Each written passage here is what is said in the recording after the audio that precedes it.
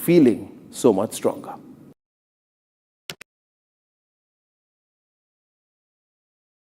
Tonight there's an image that's going viral, and that is from the G7 summit happening in the French Alps. And what is that one image?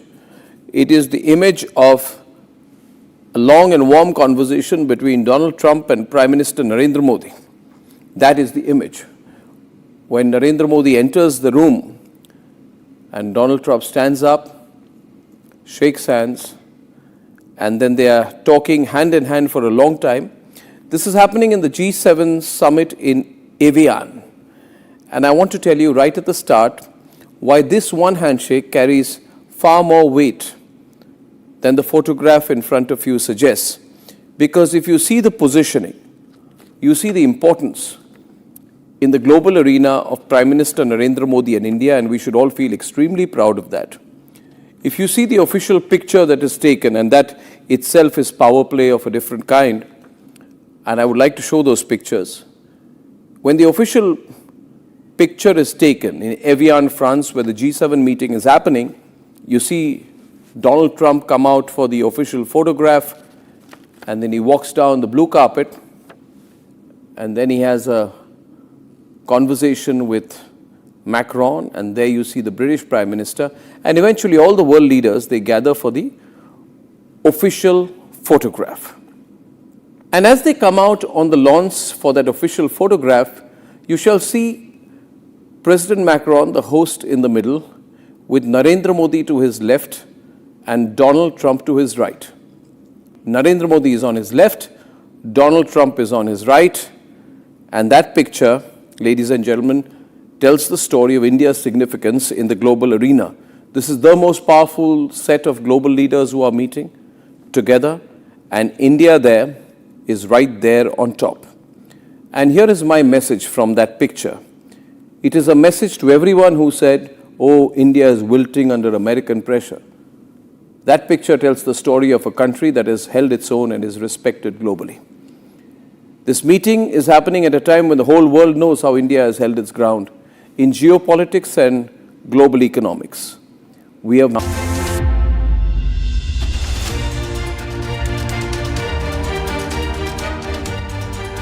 थोड़े में ज्यादा स्वाद यही तो है इसकी खास बात। वाओ मामा, क्या स्वाद है? अरे मेरे राजा, सबका राजा और मसाला।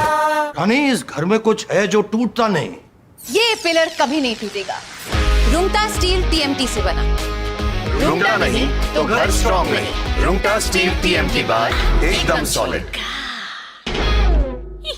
चमकी चाट से क्या बना है? सैंडविच, लस्सी और छाछ। हर घूंट में चमकी चाट। अब बताओ, स्वाद आया? आया। असली स्वाद सिर्फ चमकी चाट।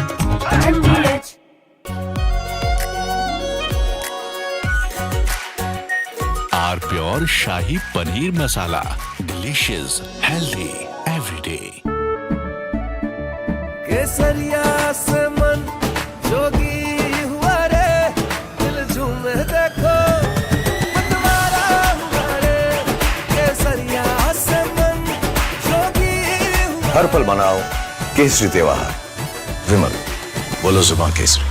आर प्योर सूजी पास्ता उबालो, मिलाओ और खाओ। 8 मिनट में तैयार। क्या टेस्ट है सबका राजा, R pure masala. Tonight there's an image that's going viral, and that is from the G7 summit happening in the French Alps. And what is that one image? It is the image of a long and warm conversation between Donald Trump and Prime Minister Narendra Modi. That is the image. When Narendra Modi enters the room and Donald Trump stands up, shakes hands, and then they are talking hand in hand for a long time. This is happening in the G7 summit in Evian. And I want to tell you right at the start why this one handshake carries far more weight than the photograph in front of you suggests. Because if you see the positioning, you see the importance in the global arena of Prime Minister Narendra Modi and India, and we should all feel extremely proud of that. If you see the official picture that is taken, and that itself is power play of a different kind, and I would like to show those pictures, When the official picture is taken in Evian, France, where the G7 meeting is happening, you see Donald Trump come out for the official photograph, and then he walks down the blue carpet, and then he has a conversation with Macron, and there you see the British Prime Minister, and eventually all the world leaders, they gather for the official photograph. And as they come out on the lawns for that official photograph, you shall see President Macron, the host, in the middle, with Narendra Modi to his left and Donald Trump to his right. Narendra Modi is on his left, Donald Trump is on his right, and that picture, ladies and gentlemen, tells the story of India's significance in the global arena. This is the most powerful set of global leaders who are meeting together, and India there is right there on top. And here is my message from that picture. It is a message to everyone who said, oh, India is wilting under American pressure.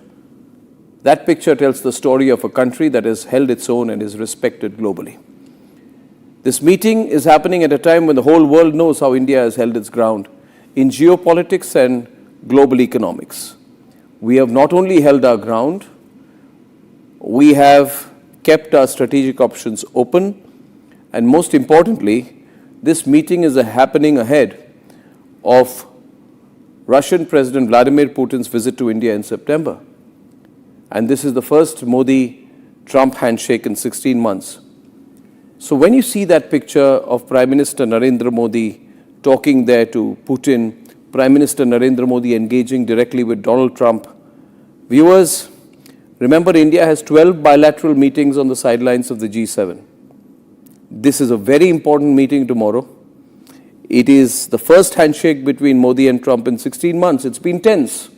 These have been 16 months of negotiations, 16 months of pressure, but at the end of 16 months, a lot of respect that Donald Trump has there for Narendra Modi. This is the first handshake after India declined Trump's offer to mediate. It is the first handshake after all the pressure on tariffs. It is the first handshake, ladies and gentlemen, after everything, and we all know what happened in the last 15 to 16 months. It is the first handshake after Operation Sindoor. And I personally feel extremely proud of the way we've carried ourselves. And now we shall see a reimagination of Indian foreign policy. And if there's one thing which comes out clear is, after 16 months, after 18 months, or whatever happened in the world, we have come out looking so much stronger, feeling so much stronger.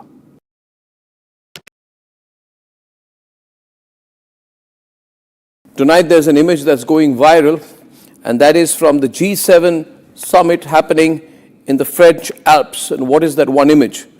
It is the image of a long and warm conversation between Donald Trump and Prime Minister Narendra Modi. That is the image. When Narendra Modi enters the room and Donald Trump stands up, shakes hands, and then they are talking hand in hand for a long time. This is happening in the G7 summit in Evian. And I want to tell you right at the start why this one handshake carries far more weight than the photograph in front of you suggests. Because if you see the positioning, you see the importance in the global arena of Prime Minister Narendra Modi and India, and we should all feel extremely proud of that. If you see the official picture that is taken, and that itself is power play of a different kind, and I would like to show those pictures. When the official picture is taken in Evian, France, where the G7 meeting is happening, you see Donald Trump come out for the official photograph, and then he walks down the blue carpet, and then he has a conversation with Macron, and there you see the British Prime Minister, and eventually all the world leaders, they gather for the official photograph. And as they come out on the lawns for that official photograph, you shall see President Macron, the host, in the middle, with Narendra Modi to his left and Donald Trump to his right. Narendra Modi is on his left, Donald Trump is on his right, and that picture, ladies and gentlemen, tells the story of India's significance in the global arena. This is the most powerful set of global leaders who are meeting together, and India there is right there on top. And here is my message from that picture. It is a message to everyone who said, oh, India is wilting under American pressure. That picture tells the story of a country that has held its own and is respected globally. This meeting is happening at a time when the whole world knows how India has held its ground in geopolitics and global economics. We have not only held our ground, we have kept our strategic options open, and most importantly, this meeting is happening ahead of Russian President Vladimir Putin's visit to India in September. And this is the first Modi-Trump handshake in 16 months. So when you see that picture of Prime Minister Narendra Modi talking there to Putin, Prime Minister Narendra Modi engaging directly with Donald Trump, viewers, remember India has 12 bilateral meetings on the sidelines of the G7. This is a very important meeting tomorrow. It is the first handshake between Modi and Trump in 16 months. It's been tense. These have been 16 months of negotiations, 16 months of pressure.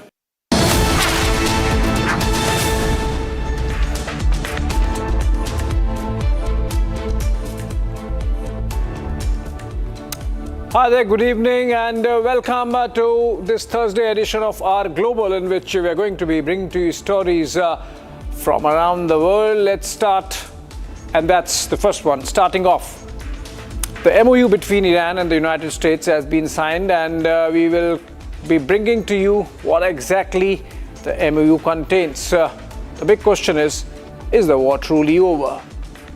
Then a sharp message from Washington, D.C.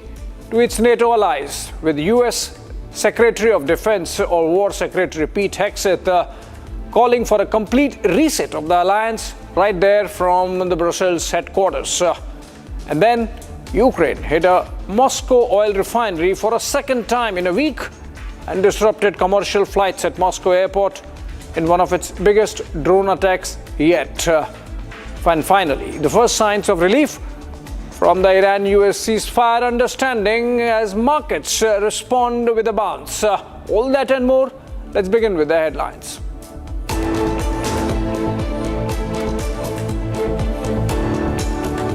West Asia war ends. Trump signs peace deal with Iranian President Pezeshkian ahead of the schedule. Iran and the United States agreed to open Hormuz within 30 days. U.S. to immediately begin removal of Hormuz naval blockade. Ukraine launches largest attack on Moscow oil refinery hit after Russia attacked Kiev.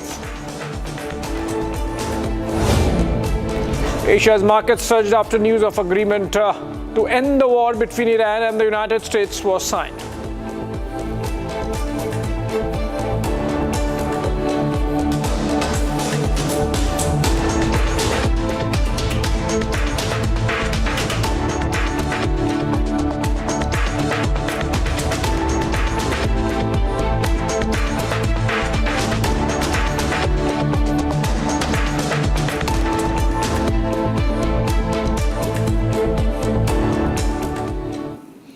All right, the United States and Iran have digitally signed a memorandum of understanding aimed at ending ongoing hostilities between the two nations.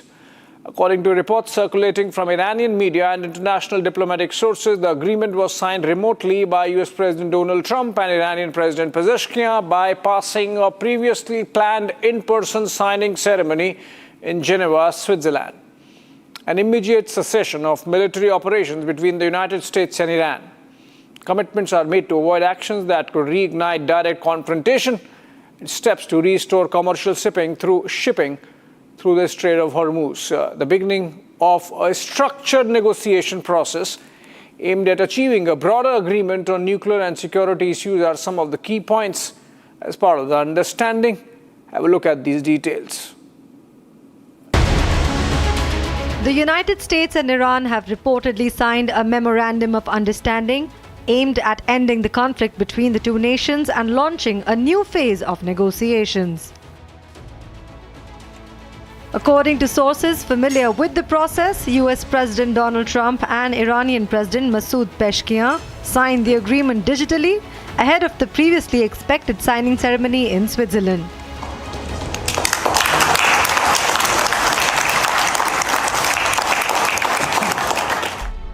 Iranian media reports indicate that the finalized text was sent directly to both the presidents for approval, with officials agreeing that the memorandum would be signed remotely. The agreement is said to have entered into force immediately after both signatures were completed, shifting attention from military developments to implementation of the accord. Mr. President, please, just one question for French TV and the RM deal. Just one question. You signed the deal? You signed the MoU? You signed, yeah. You signed? I signed it. You signed. Why did you sign it? The stories made in Versailles. Officials say the memorandum establishes an immediate framework for ending hostilities and preventing further military escalation between Washington and Tehran. One of the key priorities is the restoration of the normal commercial shipping through the Strait of Hormuz, one of the world's most important energy corridors. The memorandum reportedly also creates a 60-day diplomatic window during which both sides will work towards a broader agreement covering nuclear issues, sanction reliefs, and regional security concerns.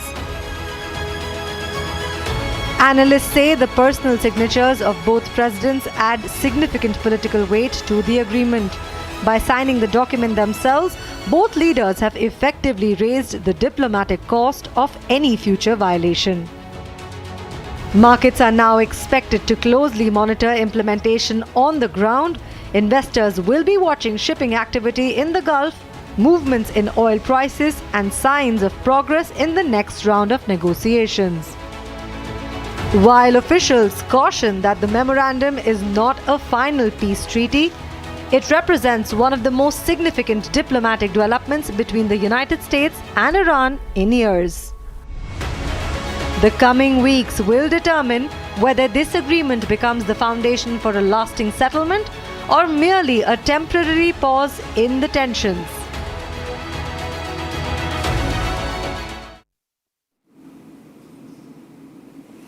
All right, moving on. A sharp message from Washington to its NATO allies. U.S. Defense Secretary Pete Hegseth has called for a complete reset of the alliance, saying NATO can no longer remain dependent on the United States for its security. Speaking at the NATO defense ministers' meeting in Brussels, Hegseth pushed for greater European military responsibility, even as NATO chief Mark Rutte welcomed growing defense spending and progress on the U.S.-Iran agreement. Take a look. NATO defense ministers gathered in Brussels amid growing debate over the future of the alliance and Europe's security responsibilities. The meeting comes as the United States reassesses its military commitments in the Europe and urges allies to shoulder a greater share of the defense burden. The strongest message came from U.S. Defense Secretary Pete Hegseth, who argued that NATO must undergo a major transformation and return to its core military mission. Hegseth said the alliance had become overly dependent on US and called for a new era where European nations take the lead in defending the continent. And for too long, NATO has been a paper tiger and a one-way street. No more. And that's what the Hague Summit is all about. That's what defense spending commitments are all about, transforming NATO back into a real military alliance that's focused on hard power and real deterrence, a NATO 3.0, modeled on the NATO 1.0 that won the Cold War. Hegseth also criticized what he described as years of distraction within the alliance, saying NATO had drifted away from the military preparedness and deterrence. No longer focused on defending Europe, NATO 2.0 drifted toward out-of-area operations and things that had nothing to do with warfighting at all. Instead of tanks and fighters and air defenses, the focus has been on gender equity and climate change and defense austerity. Europe's borders flew wide open, welfare states expanded, defense budgets cratered, along with Europe's belief in itself and its civilization. Hexed's remarks comes just weeks after US informed allies that it would reduce some military assets previously earmarked for NATO operations, including certain naval and air capabilities. European allies and Canada are now working on plans to fill those gaps while accelerating defense spending commitments ahead of the NATO summit in Ankara next month. NATO Secretary General Mark Rutte recently revealed that European allies and Canada increased core defense spending by more than $90 billion in 2025 alone, marking one of the largest annual jumps in alliance history. As NATO prepares for crucial discussions on defense, Ukraine and global security challenges, the message from the US is clear. Europe must take greater responsibility for its own defense while the alliance adapts to a rapidly changing security landscape.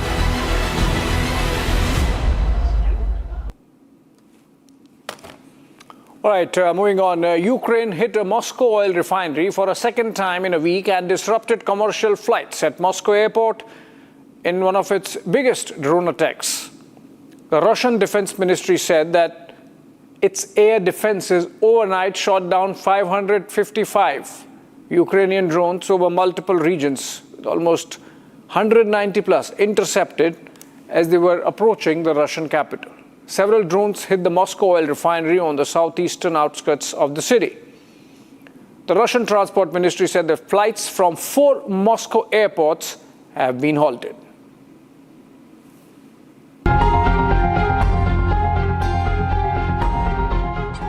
In one of Ukraine's biggest drone offensives, hundreds of drones stormed Russian airspace, targeting the Russian capital.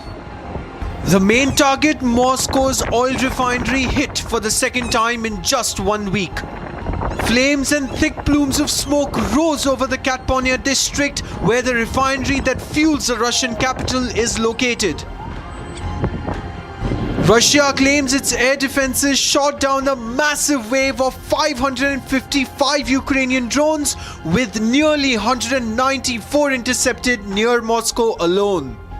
But several drones broke through, damaging the refinery and forcing authorities to shut down flights across Moscow's airports.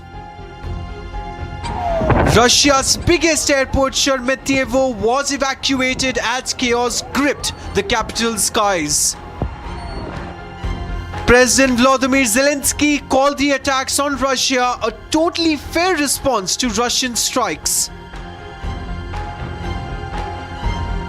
Reportedly, an earlier drone strike on Tuesday on Moscow's refinery had already halted operations there, adding to widespread damage to Russian energy facilities. More than 4 years since Russia-Ukraine conflict, Ukraine has increasingly been targeting Russia's energy infrastructure with long-range drone strikes. While Russia has continued firing missiles at Ukrainian cities, the latest Russian attack damaged a historic monastery in Kiev, a symbol of Ukraine's spiritual and cultural identity. The drone war is now turning into a battle of endurance, Ukraine targeting Russia's energy lifeline while Russia continues pounding Ukrainian cities.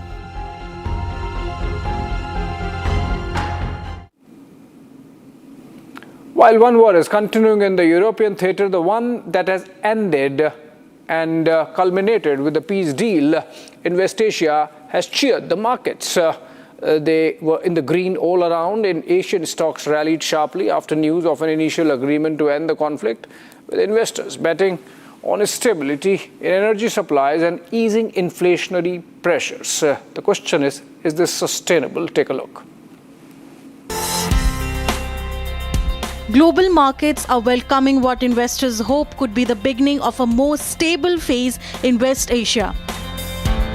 Asian equities surged after reports of an initial agreement between Iran and United States to end hostilities, with Japan's benchmark Nikkei 225 jumping more than 1,400 points, touching a record intraday high as concerns over energy disruptions eased.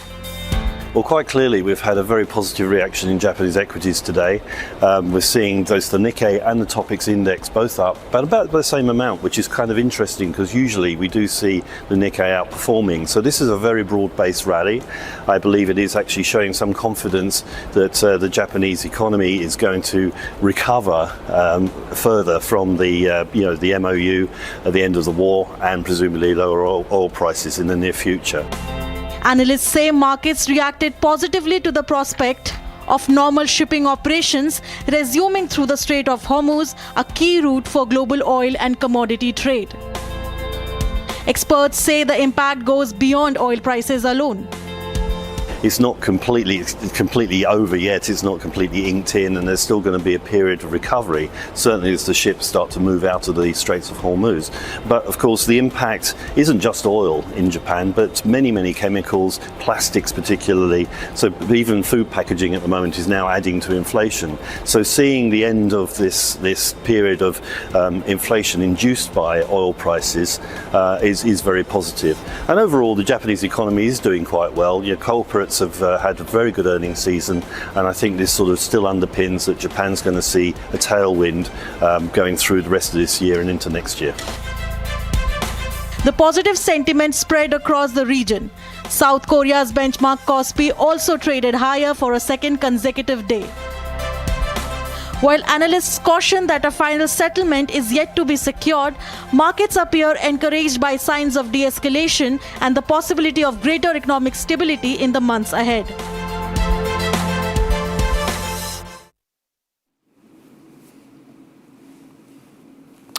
All right, we're getting a breaking news development, in fact, connected with the theatre of war, which is as of now in relative peace, but Israel has issued a new Lebanon occupation map.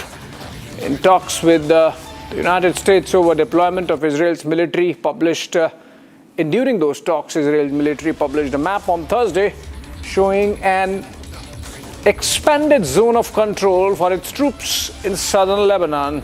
Israeli officials told Reuters Israel was holding talks with the United States. Remember, Lebanon is the red flag, and the peace deal did not come through till the time that Lebanon was included in the Memorandum of Understanding. Now, look at this map. It gives you an idea of the kind of buffer zone Israel seeks to create by occupying this much territory of Lebanon. And the argument on the part of Tel Aviv is that these are the territories used by Hezbollah militia stationed out of southern Lebanon to target their communities and cities in North Israel.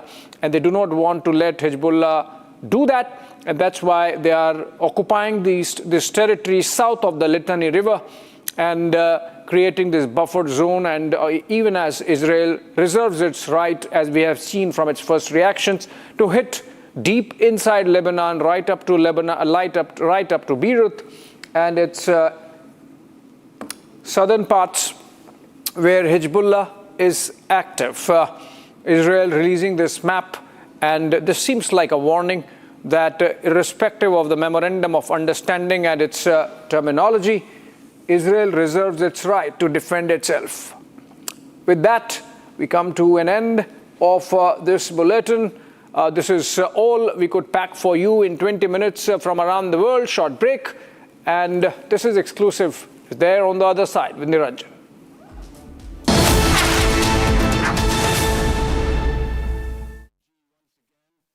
Co-powered by Crystal Crop Protection, देश का किसान, देश का hero. थोड़े में ज्यादा स्वाद यही तो है इसकी खास बात। वाओ मामा, क्या स्वाद है? अरे मेरे राजा। QS and THE, the world's foremost university rankings organizations, have ranked Amity amongst the top 3% universities globally, making it among the very few Indian universities to be included in both rankings. Yet another top ranking for Amity University. चमकी चाट से क्या बना है? आलू चाट या fruit चाट? स्वाद बनाए चमकी चाट। क्या बात है? स्वादिष्ट पकोड़े और फरसान, अरे चमकी चाट है इसकी जान। असली स्वाद सिर्फ चमकी चाट। केसरिया से मन जोगी हुआ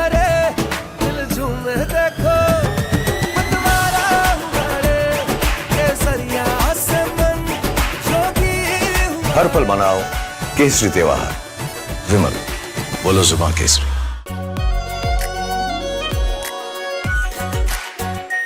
are pure shahi paneer masala, delicious, healthy every day.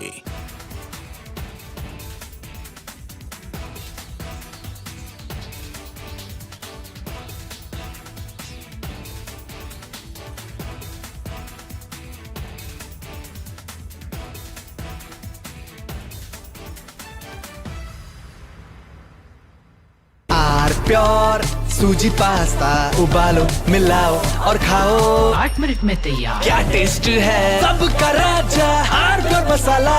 Tonight there's an image that's going viral, and that is from the G7 summit happening in the French Alps. And what is that one image?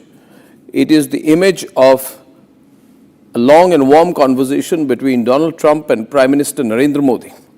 That is the image. When Narendra Modi enters the room and Donald Trump stands up, shakes hands, and then they are talking hand in hand for a long time. This is happening in the G7 summit in Evian. And I want to tell you right at the start why this one handshake carries far more weight than the photograph in front of you suggests. Because if you see the positioning, you see the importance in the global arena of Prime Minister Narendra Modi and India, and we should all feel extremely proud of that. If you see the official picture that is taken, and that itself is power play of a different kind, and I would like to show those pictures. When the official picture is taken in Evian, France, where the G7 meeting is happening, you see Donald Trump come out for the official photograph, and then he walks down the blue carpet, and then he has a conversation with Macron, and there you see the British Prime Minister, and eventually all the world leaders, they gather for the official photograph. And as they come out on the lawns for that official photograph, you shall see President Macron, the host, in the middle, with Narendra Modi to his left and Donald Trump to his right. Narendra Modi is on his left, Donald Trump is on his right, and that picture, ladies and gentlemen, tells the story of India's significance in the global arena. This is the most powerful set of global leaders who are meeting together, and India there is right there on top. And here is my message from that picture. It is a message to everyone who said, oh, India is wilting under American pressure. That picture tells the story of a country that has held its own and is respected globally. This meeting is happening at a time when the whole world knows how India has held its ground in geopolitics and global economics. We have not only held our ground, we have kept our strategic options open, and most importantly, this meeting is happening ahead of Russian President Vladimir Putin's visit to India in September. And this is the first Modi-Trump handshake in 16 months. So when you see that picture of Prime Minister Narendra Modi talking there to Putin, Prime Minister Narendra Modi engaging directly with Donald Trump, viewers, remember India has 12 bilateral meetings on the sidelines of the G7. This is a very important meeting tomorrow. It is the first handshake between Modi and Trump in 16 months. It's been tense. These have been 16 months of negotiations, 16 months of pressure, but at the end of 16 months, a lot of respect that Donald Trump has there for Narendra Modi. This is the first handshake after India declined Trump's offer to mediate. It is the first handshake after all the pressure on tariffs. It is the first handshake, ladies and gentlemen, after everything, and we all know what happened in the last 15 to 16 months. It is the first handshake after Operation Sindoor.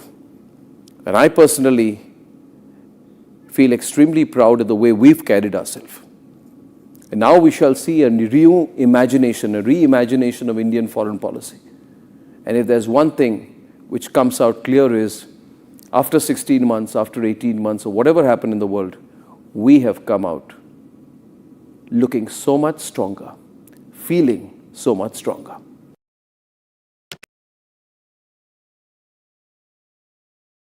Tonight there's an image that's going viral, and that is from the G7 summit happening in the French Alps. And what Co-powered by Crystal Crop Protection, देश का किसान, देश का hero.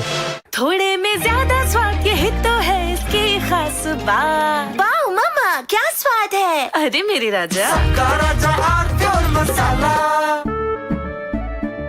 केसरिया से मन जोगी हुआ रे, दिल झूमे देखो मतवारा हुआ रे। केसरिया से मन जोगी हुआ। हर पल मनाओ केसरी त्योहार। विमल, बोलो जुबान केसरी। प्यास बुझाए, ठंडक लाए, सबको भाए जीरा से। MTH का जल जीरा, जीरा से। जीरा से असली रिफ्रेशिंग, असली स्वाद, असली मजा। MTH।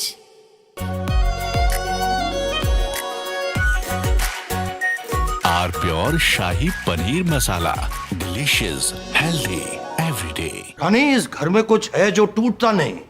ये पिलर कभी नहीं टूटेगा। रुंगटा स्टील TMT से बना। रुंगटा नहीं तो घर स्ट्रॉन्ग नहीं। रुंगटा स्टील TMT बार एकदम सॉलिड। चमकी चाट से क्या बना है? सैंडविच, लस्सी और छाछ। हर घूंट में चमकी चाट। अब बताओ, स्वाद आया? असली स्वाद सिर्फ चंकी चाट।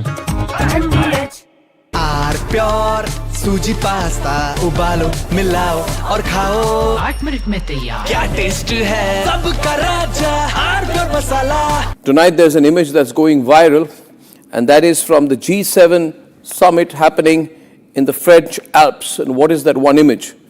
It is the image of a long and warm conversation between Donald Trump and Prime Minister Narendra Modi. That is the image. When Narendra Modi enters the room and Donald Trump stands up, shakes hands, and then they are talking hand in hand for a long time. This is happening in the G7 summit in Evian. And I want to tell you right at the start why this one handshake carries far more weight than the photograph in front of you suggests. Because if you see the positioning, you see the importance in the global arena of Prime Minister Narendra Modi and India, and we should all feel extremely proud of that. If you see the official picture that is taken, and that itself is power play of a different kind, and I would like to show those pictures. When the official picture is taken in Evian, France, where the G7 meeting is happening, you see Donald Trump come out for the official photograph, and then he walks down the blue carpet, and then he has a conversation with Macron, and there you see the British Prime Minister, and eventually all the world leaders, they gather for the official photograph. And as they come out on the lawns for that official photograph, you shall see President Macron, the host, in the middle, with Narendra Modi to his left and Donald Trump to his right. Narendra Modi is on his left, Donald Trump is on his right, and that picture, ladies and gentlemen, tells the story of India's significance in the global arena. This is the most powerful set of global leaders who are meeting together, and India there is right there on top. And here is my message from that picture. It is a message to everyone who said, oh, India is wilting under American pressure. That picture tells the story of a country that has held its own and is respected globally. This meeting is happening at a time when the whole world knows how India has held its ground in geopolitics and global economics. We have not only held our ground, we have kept our strategic options open, and most importantly, this meeting is happening ahead of Russian President Vladimir Putin's visit to India in September. And this is the first Modi-Trump handshake in 16 months. So when you see that picture of Prime Minister Narendra Modi talking there to Putin, Prime Minister Narendra Modi engaging directly with Donald Trump, viewers, remember India has 12 bilateral meetings on the sidelines of the G7. This is a very important meeting tomorrow. It is the first handshake between Modi and Trump in 16 months. It's been tense. These have been 16 months of negotiations, 16 months of pressure, but at the end of 16 months, a lot of respect that Donald Trump has there for Narendra Modi. This is the first handshake after India declined Trump's offer to mediate. It is the first handshake after all the pressure on tariffs. It is the first handshake, ladies and gentlemen, after everything, and we all know what happened in the last 15 to 16 months. It is the first handshake after Operation Sindoor. And I personally feel extremely proud of the way we've carried ourselves. And now we shall see a reimagination of Indian foreign policy. And if there's one thing which comes out clear is, after 16 months, after 18 months, or whatever happened in the world, we have come out looking so much stronger, feeling so much stronger.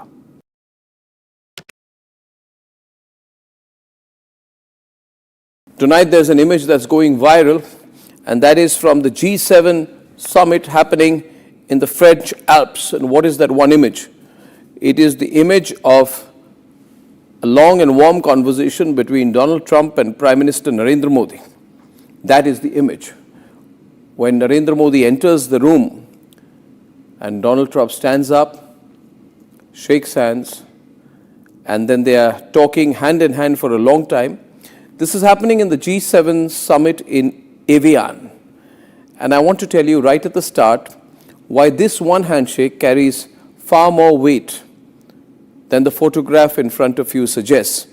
Because if you see the positioning, you see the importance in the global arena of Prime Minister Narendra Modi and India, and we should all feel extremely proud of that. If you see the official picture that is taken, and that itself is power play of a different kind, and I would like to show those pictures. When the official picture is taken in every... From Asia's largest news headquarters, setting the agenda for Bharat.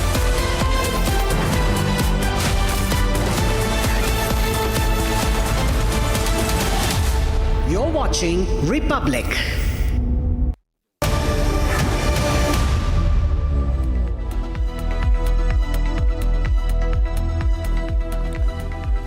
Thank you for joining us on This Is Exclusive, ladies and gentlemen. Today we are coming to you with a story of this AIMPLB leader. Now he represents all of AIMPLB. Now what is AIMPLB? The AIMPLB is the All India Muslim Personal Law Board. Now they claim that they are the body, apex body, fighting for Muslims and Muslim rights in India. And this man, his name is Maulana Sajjad Nomani. He is the spokesperson for the All India Muslim Personal Law Board. Now, he attended an event in February called the Islamic Conclave or Islamic Summit or something like that. A speech that he made in February has been uploaded today on the platform that conducted the summit. And what he has to say is extremely dangerous. We're getting you details of that. Here are the headlines. First up.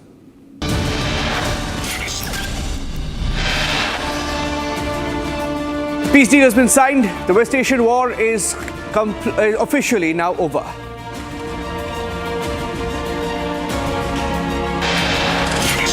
Strait of Hormuz will be opened up for navigation once again.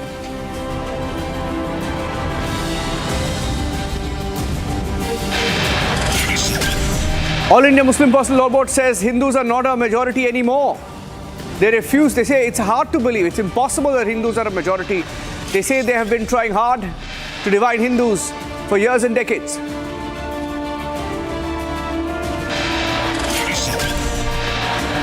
They hold a meeting to confirm how many MPs are with them, but unfortunately, only 3 show up. The split is confirmed.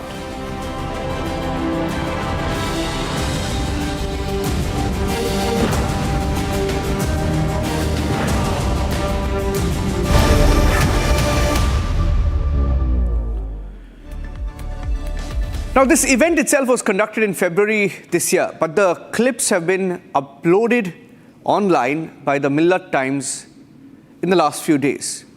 But what is said in this video by the All India Muslim Personal Law Board or AIMPLB is way too dangerous. They say there is no way that Hindus are a majority in India.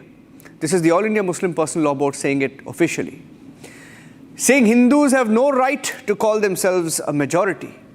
Now, these were comments that were made by the All India Muslim Personal Law Board, which says that they have tried for long to divide Hindus. And they say that Hindus, there are no Hindus. In fact, some blanket statements being made to the tune of there are no Hindus left in Tamil Nadu anymore. Jats are not Hindus. SCs are not Hindus. There were many controversial claims made. But what it said, what it tells us is that the All India Muslim Personal Law Board has a motive of dividing the Hindu community. Why would they do that? Listen in, this is a very, very revealing soundbite. मैं हजर Aswad और खाने काबा के गिलाफ पर हाथ रखकर कहता हूं कि भारत में हिंदू अकलियत में है। किसी कीमत पर हिंदुओं को अक्सरियत में नहीं माना जा सकता। मैं फिर दोहराता हूं, सिख हिंदू नहीं है, क्रिश्चियंस हिंदू नहीं है, बुद्धिस्ट हिंदू नहीं है, शेड्यूल कास्ट के लोग हिंदू नहीं हैं, ट्राइबल लोग, आदिवासी लोग जो इस मुल्क के असली बाशिंदे हैं सबसे कदीम, वो भी हिंदू नहीं हैं। तमिलनाडु के लोग हिंदू नहीं हैं, लिंगायत हिंदू नहीं हैं। आप सोचिए ज़रा, हमारी ये नावाकफी है अपने मुल्क से, और शुरू से जो हमने हिंदुओं को बांटा है, ये सेकुलर हिंदू हैं, ये कम्युनल हिंदू हैं। इस तकसीम ने हमको बहुत धोखा दिया है। पहले सेकुलर हिंदुओं ने हमको नुकसान पहुंचाया, सो कॉल्ड सेकुलर हिंदू। अब वो लोग जो फासिस्ट हिंदू हैं, उनके हाथ में उन्होंने मुल्क को परोस दिया। मैं आपसे बहुत सफाई के साथ कहता हूँ, लोग भी ऐलान कर रहे हैं कि अब हम ऐलान कर बाकायदा सिख मज़हब कबूल करेंगे। हम जाट हैं, हिंदू नहीं हैं, हमें हिंदू बना दिया गया। इसलिए हम इस बात का ऐलान करने के लिए कि हम हिंदू नहीं हैं और सरकारी कागजात में हम अपने आप को सिख डिक्लेयर करेंगे। वेस्टर्न यूपी से लेकर हरियाणा तक के जाट इस बात का ऐलान कर चुके हैं।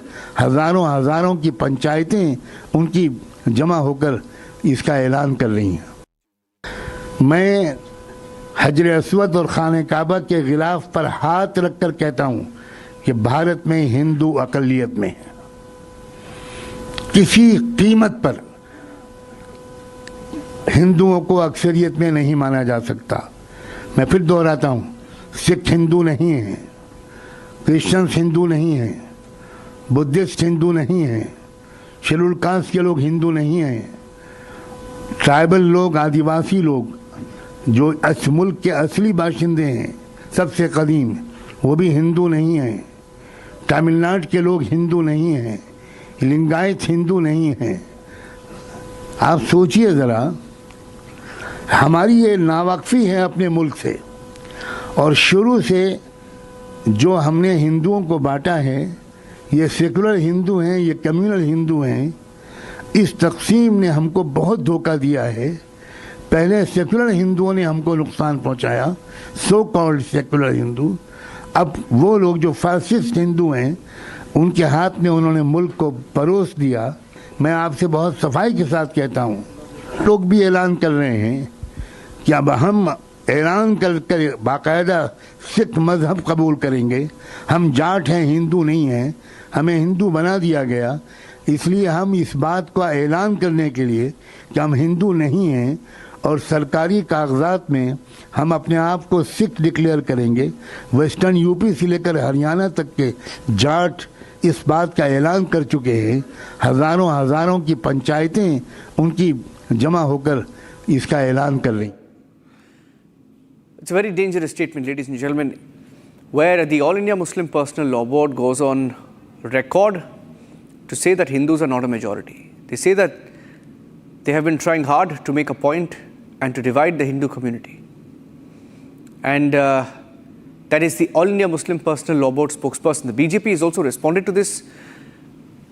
Let's play out the BJP response. BJP questioning the communal claim And what comes through in this soundbite at an event that took place in February this year, this was called the Millat Times Conclave 2026, where the All India Muslim Personnel Law Board made this comment. And it is the chief spokesperson of the AIMPLB who made this comment, which makes it all the more serious. He says there is an attempt to divide Hindus. Now, this All India Muslim Personnel Law Board spokesperson says that for the longest time they've been trying to divide Hindus.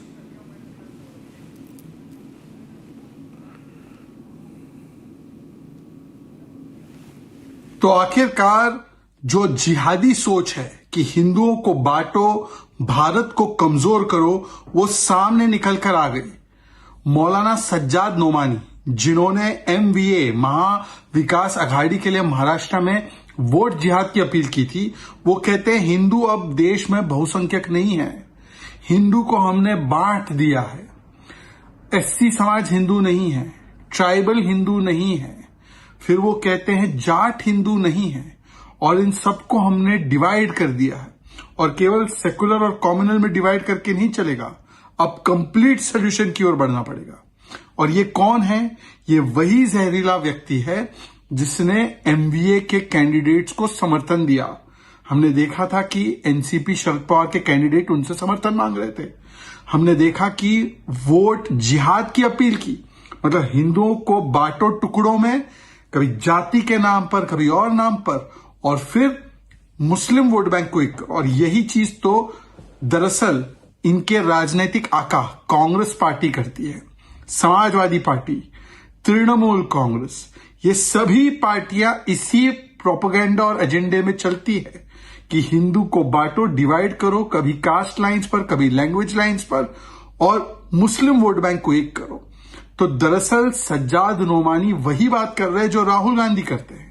Rahul Gandhi और सज्जाद नोमानी का agenda एक ही है, मकसद इनका एक ही है, तरीके अलग अलग है।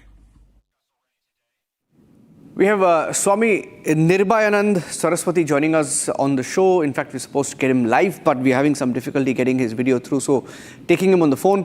Good evening, Swami Nirbayanand Saraswati ji. Are you there? Can you hear me? Good evening, Niranjan. Yes. So, the All India Muslim Personnel Law Board says Hindus are not a majority. They say that for years they've been trying to divide Hindus. That's what is coming through in this video of a speech that is made by the All India Muslim Personnel Law Board. They say Lingayats are not Hindus, Jats are not Hindus. How do you react to this?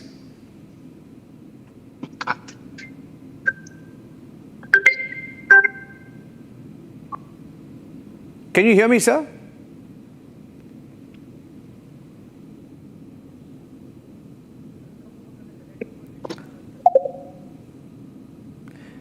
Okay, I'm just going. I think I just lost the line there.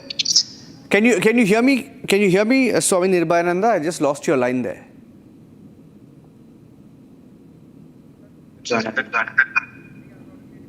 Okay, we'll come back to the story. We'll come back to the story and get him on the story in a short while from now. I'm getting in some more breaking news right now as reactions continue to pour in. As America wakes up to news of the peace deal. It's been officially signed today. The deal says US will remove its forces from the proximity of Iran within 30 days after the final deal. And despite Trump saying it's fake news that $300 billion has been set aside for the reconstruction of Iran, that's exactly what has happened. Now, Trump claimed that $300 billion fund to rebuild Iran was fake news. But lo and behold, that's exactly what the blueprint says. Iran's document shows that $300 billion has been set aside for reconstruction and economic development of Iran. So here's the joke. America bombs Iran. America spends upwards of hundreds of dollars, upwards of $150 billion. And then they give Iran $300 billion for reconstruction. And that's the signature. Among the pointers, ceasefire has been declared on all fronts, including Lebanon. US and Iran pledged to respect sovereignty and avoid interference.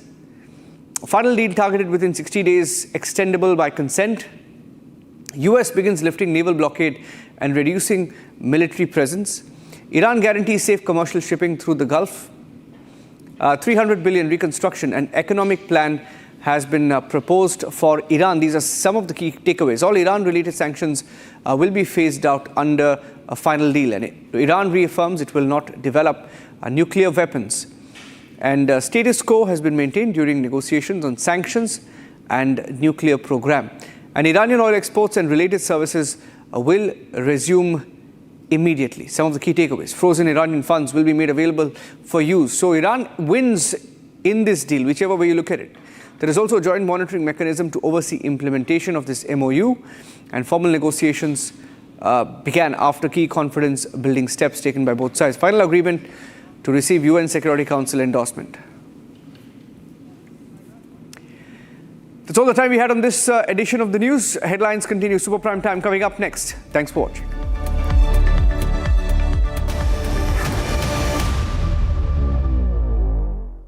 चमकी चाट से क्या बना है? Sandwich लस्सी और छाछ हर घूंट में चमकी चाट, ड्राई फ्रूट और दही बड़े, चमकी चाट से स्वाद बढ़े। असली स्वाद सिर्फ चंकी चाट।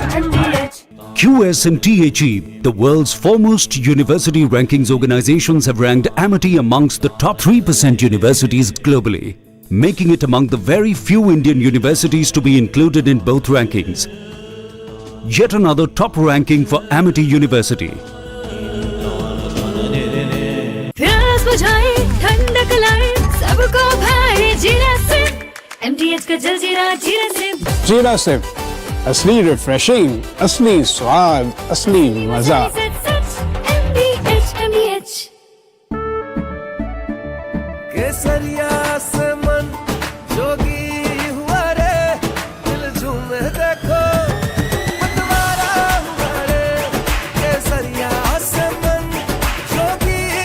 हर पल मनाओ केसरी त्योहार। विमल, बोलो जुबान Kesari.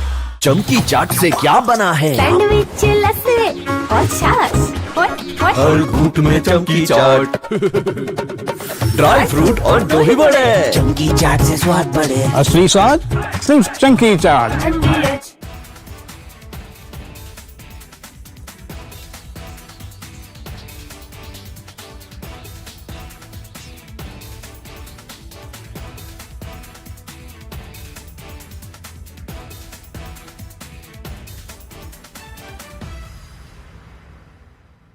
Tonight there's an image that's going viral, and that is from the G7 summit happening in the French Alps. And what is that one image? It is the image of a long and warm conversation between Donald Trump and Prime Minister Narendra Modi. That is the image. When Narendra Modi enters the room and Donald Trump stands up, shakes hands, and then they are talking hand in hand for a long time. This is happening in the G7 summit in Evian. And I want to tell you right at the start why this one handshake carries far more weight than the photograph in front of you suggests. Because if you see the positioning, you see the importance in the global arena of Prime Minister Narendra Modi and India, and we should all feel extremely proud of that. If you see the official picture that is taken, and that itself is power play of a different kind, and I would like to show those pictures. When the official picture is taken in Evian, France, where the G7 meeting is happening, you see Donald Trump come out for the official photograph, and then he walks down the blue carpet, and then he has a conversation with Macron, and there you see the British Prime Minister, and eventually all the world leaders, they gather for the official photograph. And as they come out on the lawns for that official photograph, you shall see President Macron, the host, in the middle, with Narendra Modi to his left and Donald Trump to his right. Narendra Modi is on his left, Donald Trump is on his right, and that picture, ladies and gentlemen, tells the story of India's significance in the global arena.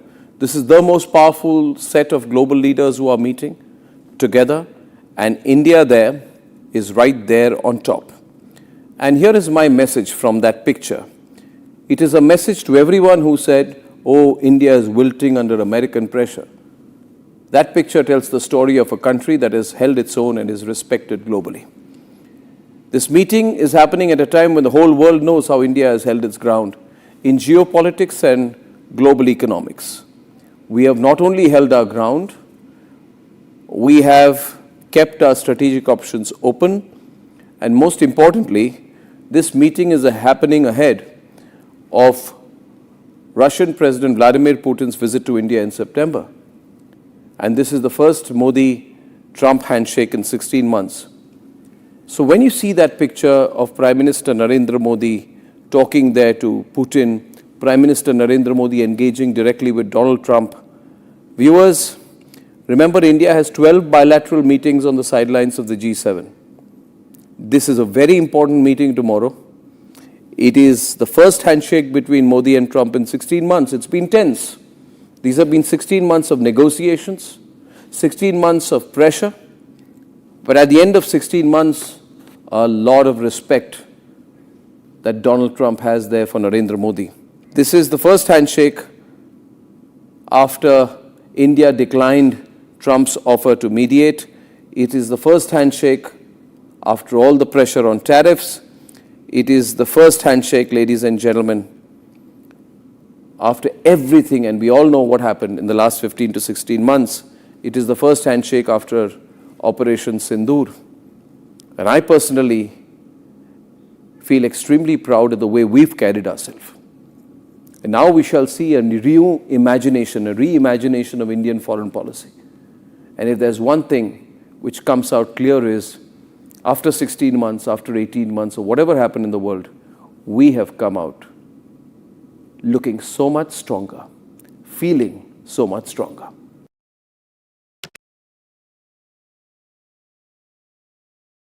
Tonight there's an image that's going viral, and that is from the G7 summit happening in the French Alps. And what is that one image?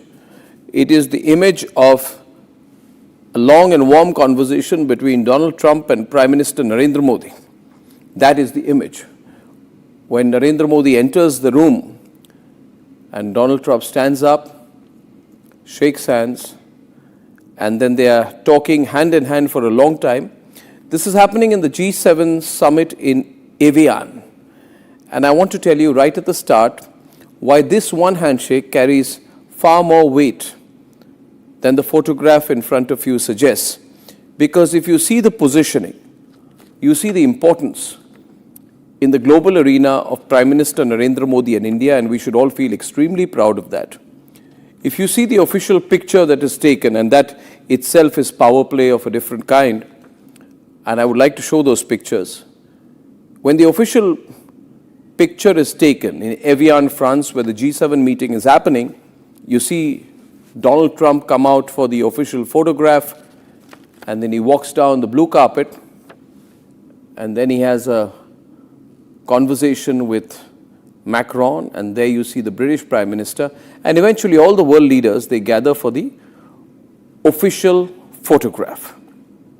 And as they come out on the lawns for that official photograph, you shall see President Macron, the host, in the middle, with Narendra Modi to his left and Donald Trump to his right.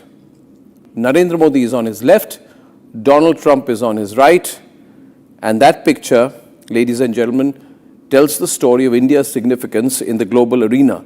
This is the most powerful set of global leaders.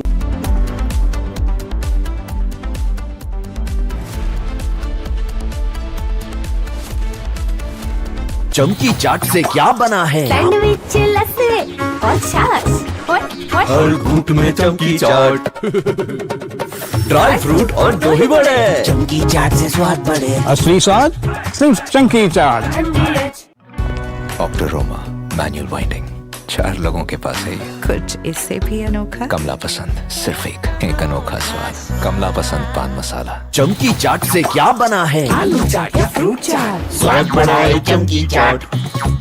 क्या बात है? स्वादिष्ट पकोड़े और फरसान, अरे चमकी चाट है इसकी जान। असली स्वाद सिर्फ चमकी चाट। Tonight there's an image that's going viral, and that is from the G7 summit happening in the French Alps. And what is that one image? It is the image of a long and warm conversation between Donald Trump and Prime Minister Narendra Modi. That is the image. when Narendra Modi enters the room and Donald Trump stands up, shakes hands, and then they are talking hand in hand for a long time. This is happening in the G7 summit in Evian. And I want to tell you right at the start why this one handshake carries far more weight than the photograph in front of you suggests. Because if you see the positioning, you see the importance in the global arena of Prime Minister Narendra Modi and India, and we should all feel extremely proud of that. If you see the official picture that is taken, and that itself is power play of a different kind, and I would like to show those pictures. When the official picture is taken in Evian, France, where the G7 meeting is happening, you see Donald Trump come out for the official photograph, and then he walks down the blue carpet, and then he has a conversation with Macron, and there you see the British Prime Minister, and eventually all the world leaders, they gather for the official photograph.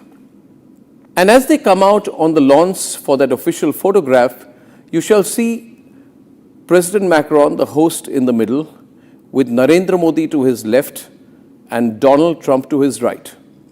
Narendra Modi is on his left, Donald Trump is on his right, and that picture, ladies and gentlemen, tells the story of India's significance in the global arena. This is the most powerful set of global leaders who are meeting together, and India there is right there on top.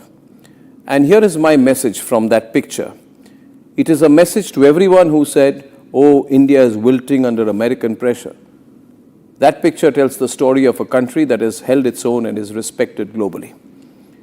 This meeting is happening at a time when the whole world knows how India has held its ground in geopolitics and global economics.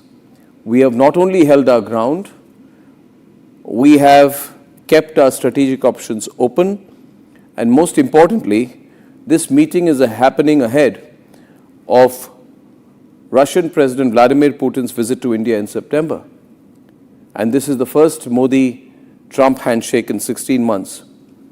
So when you see that picture of Prime Minister Narendra Modi talking there to Putin, Prime Minister Narendra Modi engaging directly with Donald Trump, viewers, remember India has 12 bilateral meetings on the sidelines of the G7. This is a very important meeting tomorrow. It is the first handshake between Modi and Trump in 16 months. It's been tense. These have been 16 months of negotiations, 16 months of pressure, but at the end of 16 months, a lot of respect that Donald Trump has there for Narendra Modi. This is the first handshake after India declined Trump's offer to mediate. It is the first handshake after all the pressure on tariffs. It is the first handshake, ladies and gentlemen, after everything, and we all know what happened in the last 15 to 16 months. It is the first handshake after Operation Sindoor. And I personally feel extremely proud of the way we've carried ourselves. And now we shall see a reimagination of Indian foreign policy. And if there's one thing which comes out clear is, after 16 months, after 18 months, or whatever happened in the world, we have come out looking so much stronger, feeling so much stronger.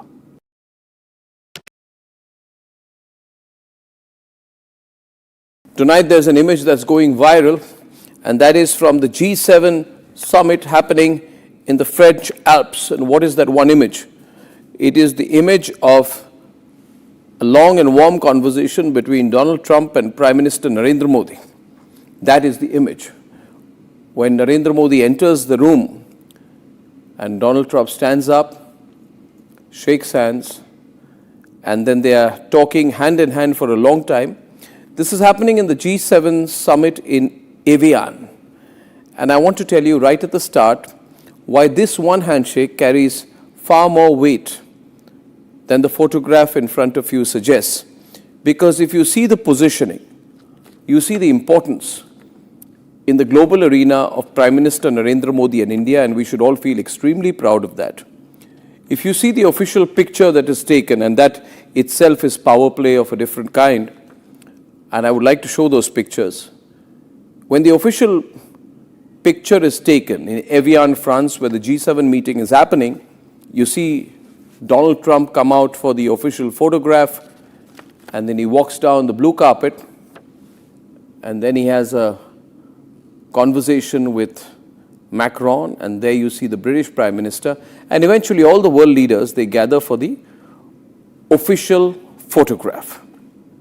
And as they come out on the lawns for that official photograph, you shall see President Macron, the host, in the middle, with Narendra Modi to his left and Donald Trump to his right.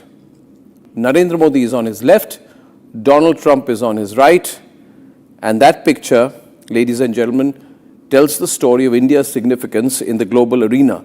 This is the most powerful set of global leaders who are meeting together, and India there is right there on top. And here is my message from that picture. It is a message to everyone who said, oh, India is wilting under American pressure. That picture tells the story of a country that has held its own and is respected globally. This meeting is happening at a time when the whole world knows how India has held its ground in geopolitics and global economics. We have not only held our ground, we have kept our strategic options open, and most importantly, Prime Minister had done a brilliant job in pushing for India's interests. When he meets Trump after 16 months, Trump knows and respects power. He knows Narendra Modi is very powerful, India is very powerful, and that is why he listened intently when the Prime Minister told him that there are a lot of Indian seafarers in waters all across the world, and we must all work together to defend lives of the seafarers. The US President, who's known to be a tough negotiator himself, has gone out of his way to praise Narendra Modi as a negotiator. He loves the Indian people. And when you are decisive in your leadership, then even the President of the United States has to bow down to your leadership. What is clear to us is that America wants to be in India's corner.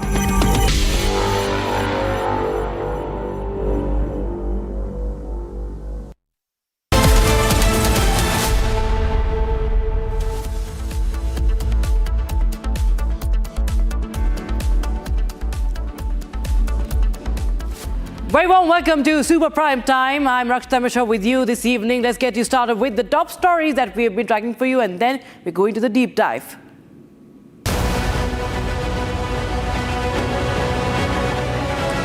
Uddhav Sena split confirmed. 6 out of the 9 MPs skipped the party meeting called by party high command, that is Uddhav Thackeray. He now sends a show-cause notice to them. After Mamata and Uddhav lose their party, speculations are rife that 25 to 26 MPs are ready to break away from Akhilesh's Samajwadi Party.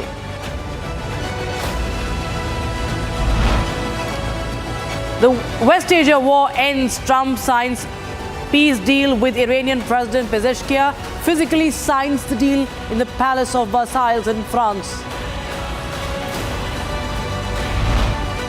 Iran and U.S. agreed to open Hormuz within 30 days. U.S. to begin the removal of Hormuz naval blockade. Ukraine launches the largest drone attack on Moscow oil refinery, hit after Russia attacked Kiev.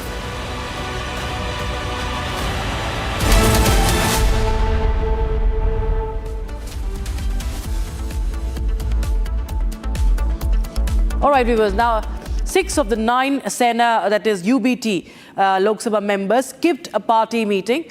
That it was the parliamentary wing meeting a day after they signed a letter to form a separate grouping ahead of a planned merger with the Shiv Sena, that is Shinde Sena. The move offered more clarity after the confusion about actual number of rebels. They needed a minimum of 6 to form a separate group to avoid the disqualification under the anti-defection law.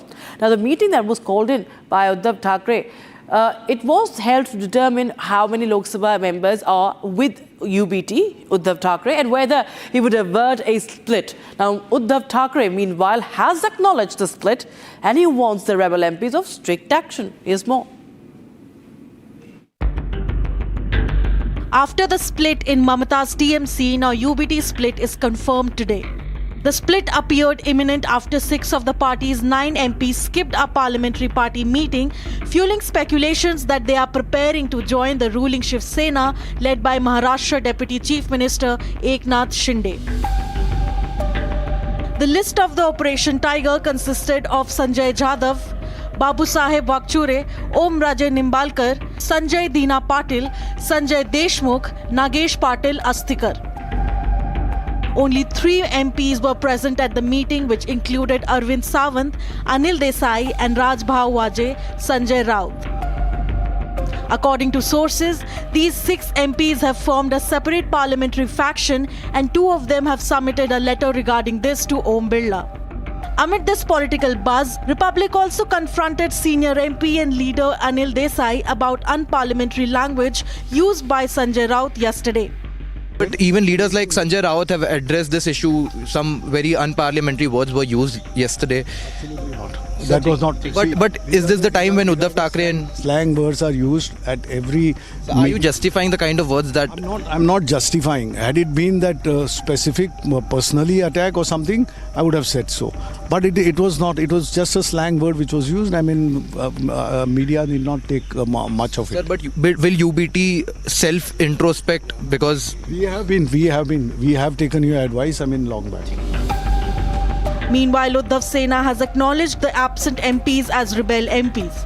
He also warned that action will be taken against these absent MPs for violating the party whip and a show cause notice will be issued to them. Meanwhile, spokesperson Kridna Hegde reacted to the whip. उबाटा party ने जो whip जारी किया है उसका कोई महत्व नहीं है क्योंकि ये whip सिर्फ हाउस के अंदर का कामकाज के लिए है और वोटिंग में विप दी जा सकती है। जो पर्सनल मीटिंग किसी के घर पे हो रहा है उसके लिए कोई विप जारी नहीं कर सकता। Sanjay Nirupam, Shiv Sena leader, further stated that it was already expected that 6 of Uddhav Thackre's MPs would not attend today's meeting. आज जो संसदीय दल की बैठक बुलाई गई उबाठा की और जिसमें दावा किया गया कि हम विप इशू कर रहे हैं, मुझे बड़ा ये हास्यास्पद लग रहा है और मुझे थोड़ा सा ये बेवकूफ़ी भरा कदम भी दिख रहा है। मुझे उद्धव ठाकरे जी पे तरस आता है कि वो संजय राउत जैसे महाबेवकूफ इंसान पर भरोसा करके संसद के बाहर की मीटिंग के लिए विप इशू कर रहे हैं। विप का जो कानूनी आधार है वह संसद के सदन के अंदर की गतिविधियों के लिए, कोई बिल पास कराना हो या कोई बिल के खिलाफ वोट देना हो या वोटिंग से जुड़ा हुआ विषय, लेकिन संसद के बाहर की गतिविधियों के लिए एमपीज के ऊपर आप विप इशू कर ही नहीं सकते। According to sources, the absent 6 Shiv Sena MPs spoke with Eknath Shinde via conference call late last night, where a detailed 30-minute discussion took place. During the call, Shinde assured them that Operation Tiger has been successfully executed and that he would stand firmly behind all the Shiv Sena MPs. Meanwhile, Republic accessed exclusive details where the Uddhav rebels have expected to arrive in Mumbai tonight as 6 hotel rooms have been booked in Goregaon. Sources stated that the date for the formal induction of these 6 Thackeray faction MPs into the Shiv Sena is set to be finalized on the 21st. Also, in a new development, there has been a major upgrade in security of the 6 rebels. The political crisis in Uddhav Thackeray's camp has deepened significantly as the rebel MPs move closer to a formal merger with Eknath Shinde-led Shiv Sena. Questions over the future of Uddhav's parliamentary strength continue to grow. And after the split within the Trinamool Congress, and now as we are talking about the Uddhav Sena, the UBT, Uttar Pradesh now could be witnessing something similar. Samajwadi Party is in the news. UP State Minister Om Prakash Rajbhar claims that several SP leaders are in touch with the BJP, a fact which is backed up by his son Arun Rajbhar as well, as the UP State Minister Sanjay Nishad also puts it on record. Now, Samajwadi Party insists that there is no question of any split, that it's just a conspiracy. Here's more.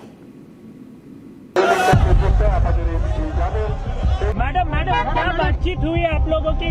What the talks positive? How many MPs? How many MPs? After the TMC and the Shiv Sena split,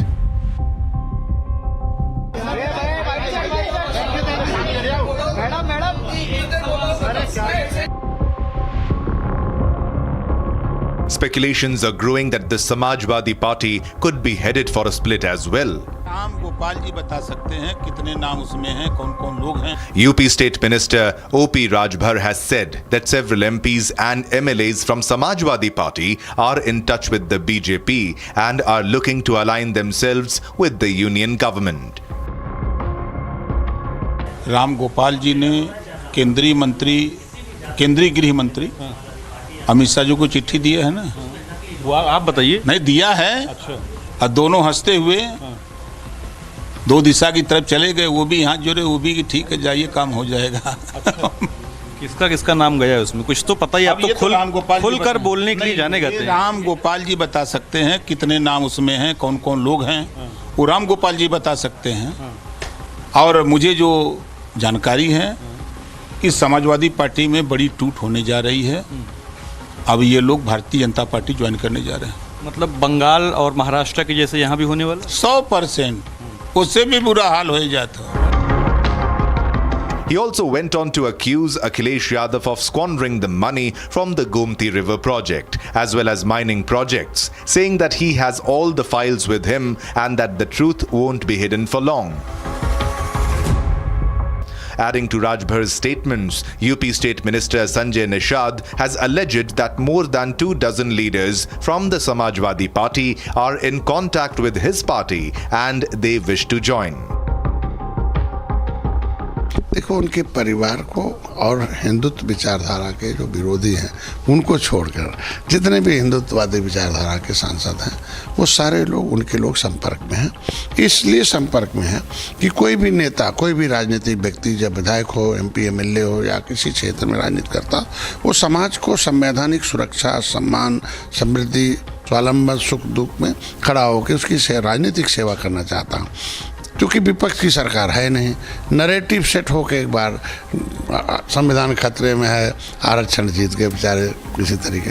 अब अगला चुनाव तो उनके चाहे विधायक हो चाहे MP हो, अगला चुनाव तो फिर सेवा करना। अब जनता की सेवा कर नहीं पा रहे हैं, तभी हो पाएगा सेवा जब सरकार के साथ रहेंगे ना। सुरक्षा तभी दिला पाएंगे, समानता, समृद्धि सब दिला, तो सभी सांसद चाहते हैं। Adding to the speculation, SBSP spokesperson Arun Rajbhar claimed that a letter linked to the controversy contains explosive details. He also argued that leaders never announced defections in advance. देखिए, माननीय ओम प्रकाश राजभर जी की एक प्रतिक्रिया पर पूरी सैफई खानदान गाली देने पर उतर आया। इसी से अंदाज़ा लगाया जा सकता है कि ये जो बात कही गई है, इस बात का जवाब देने के बजाय ये इधर उधर की बातें कर रहे हैं। हम साफ बातें कर रहे हैं। अगर ये बातें गलत हैं तो उस चिट्ठी को सामने कर दें कि जो मैंने अपना कलम उठा करके अपने कलम से लिखा है और जो माननीय अमित शाह जी को मैंने थमाया है और थमा करके मुस्कुराते हुए अपने आप जान को बचाने का जो गुहार लगाया है, उस चीज़ से हम ये बातों का खंडन करते हैं कि मैंने ऐसी नहीं कहा। जिस दिन चिट्ठी आ जाएगी, चेहरा दिखाने लायक नहीं बचेंगे सब।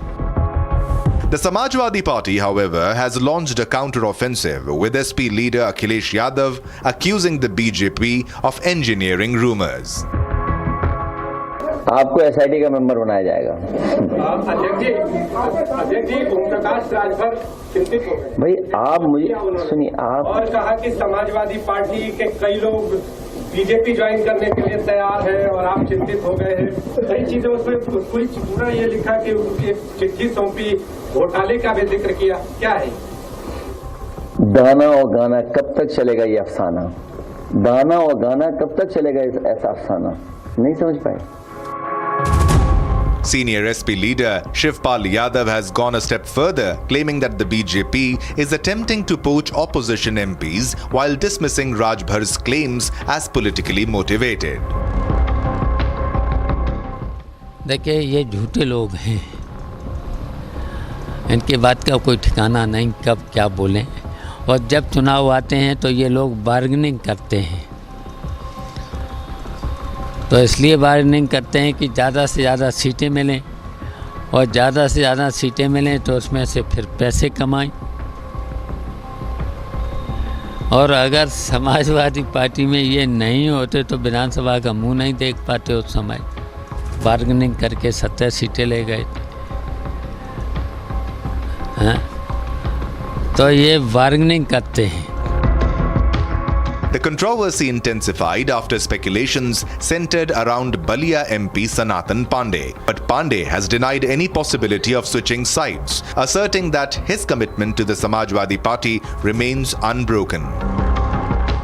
अब तो हमारे समय दुनिया कोई सी ताकत नहीं है, न भारतीय जनता पार्टी के पास उतना रुपया है और न भारतीय जनता पार्टी के पास फिर देश का संसाधन हो, न उसकी कोई इच्छा है शांतम पानी को तोड़ने की ताकत न भारतीय जनता पार्टी के अंदर है, न उनके घटक दलों के अंदर है, न इस दुनिया में किसी के पास है।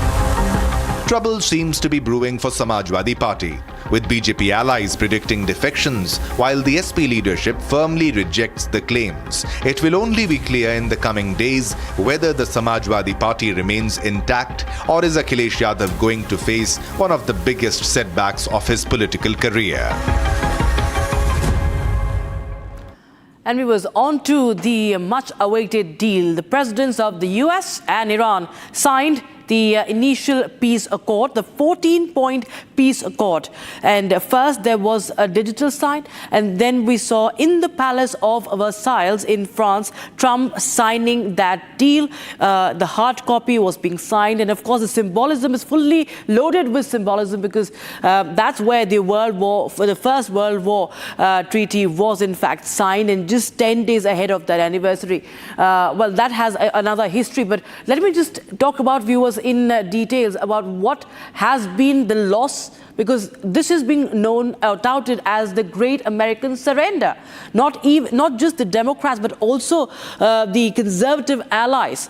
Many from the Republican Party also are criticizing Donald Trump for this. So it's an advantage for Iran. There's no immediate curb on their nuclear program. Only talks have been thought of or been planned over the next 1 month or so.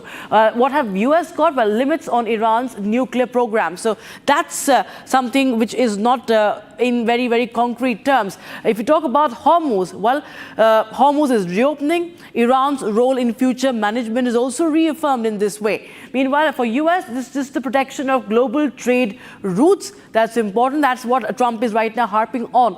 You have the $300 billion. That's one of the biggest headlines. The $300 billion reparations, viewers, the economic support for the damage that has been done, which we see for Donald Trump. That is going to be a big amount. This is the cost. But yes, the expenditure for the military is being saved because of this long-drawn conflict. Now, talking about Iran, billions in the frozen funds will be released. The sanctions are also going to be lifted.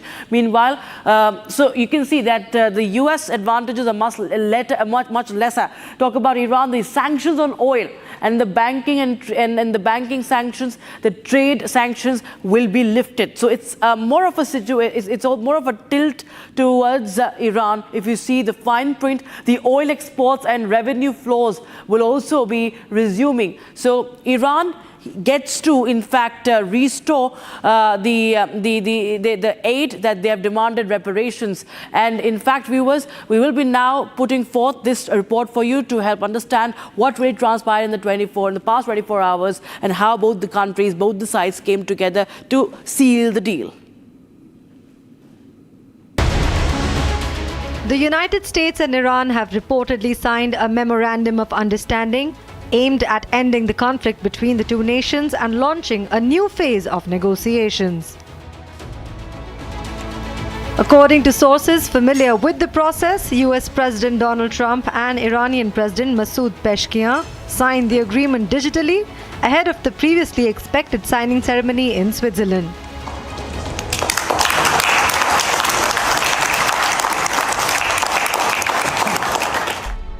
Iranian media reports indicate that the finalized text was sent directly to both the presidents for approval, with officials agreeing that the memorandum would be signed remotely. The agreement is said to have entered into force immediately after both signatures were completed, shifting attention from military developments to implementation of the accord. Mr. President, please, just one question for French TV and the Iran deal. Just one question. You signed the deal? You signed the deal? the MoU? It's signed, yeah. We signed? We signed it.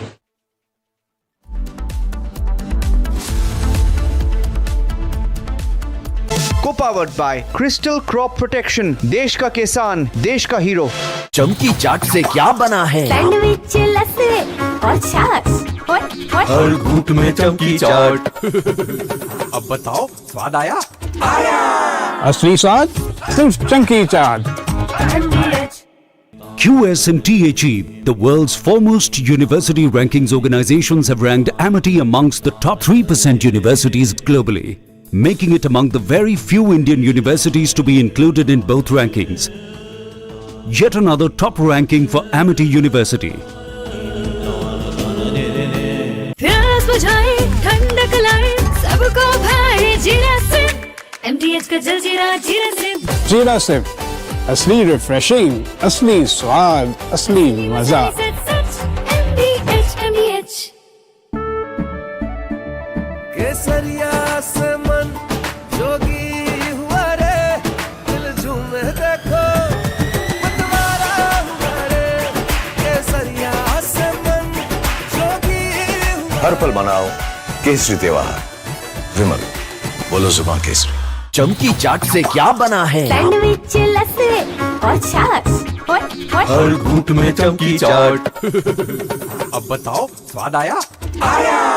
असली स्वाद सिर्फ चमकी चाट।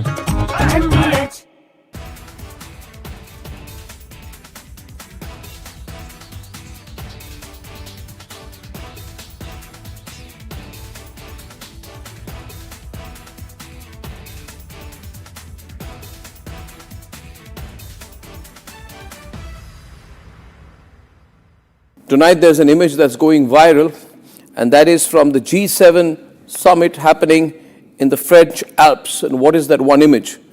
It is the image of a long and warm conversation between Donald Trump and Prime Minister Narendra Modi.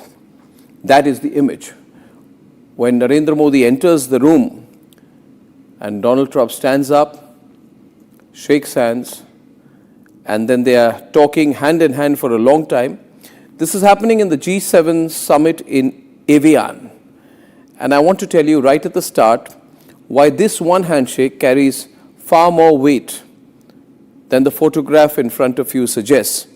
Because if you see the positioning, you see the importance in the global arena of Prime Minister Narendra Modi and India, and we should all feel extremely proud of that. If you see the official picture that is taken, and that itself is power play of a different kind, and I would like to show those pictures. When the official picture is taken in Evian, France, where the G7 meeting is happening, you see Donald Trump come out for the official photograph, and then he walks down the blue carpet, and then he has a conversation with Macron, and there you see the British Prime Minister, and eventually all the world leaders, they gather for the official photograph. And as they come out on the lawns for that official photograph, you shall see President Macron, the host, in the middle, with Narendra Modi to his left and Donald Trump to his right. Narendra Modi is on his left, Donald Trump is on his right, and that picture, ladies and gentlemen, tells the story of India's significance in the global arena. This is the most powerful set of global leaders who are meeting together, and India there is right there on top. And here is my message from that picture. It is a message to everyone who said, oh, India is wilting under American pressure. That picture tells the story of a country that has held its own and is respected globally. This meeting is happening at a time when the whole world knows how India has held its ground in geopolitics and global economics. We have not only held our ground, we have kept our strategic options open, and most importantly, this meeting is happening ahead of Russian President Vladimir Putin's visit to India in September. And this is the first Modi-Trump handshake in 16 months. So when you see that picture of Prime Minister Narendra Modi talking there to Putin, Prime Minister Narendra Modi engaging directly with Donald Trump, viewers, remember India has 12 bilateral meetings on the sidelines of the G7. This is a very important meeting tomorrow. It is the first handshake between Modi and Trump in 16 months. It's been tense. These have been 16 months of negotiations, 16 months of pressure, but at the end of 16 months, a lot of respect that Donald Trump has there for Narendra Modi. This is the first handshake after India declined Trump's offer to mediate. It is the first handshake after all the pressure on tariffs. It is the first handshake, ladies and gentlemen, after everything, and we all know what happened in the last 15 to 16 months. It is the first handshake after Operation Sindoor. And I personally feel extremely proud of the way we've carried ourselves. And now we shall see a reimagination of Indian foreign policy. And if there's one thing which comes out clear is, after 16 months, after 18 months, or whatever happened in the world, we have come out looking so much stronger, feeling so much stronger.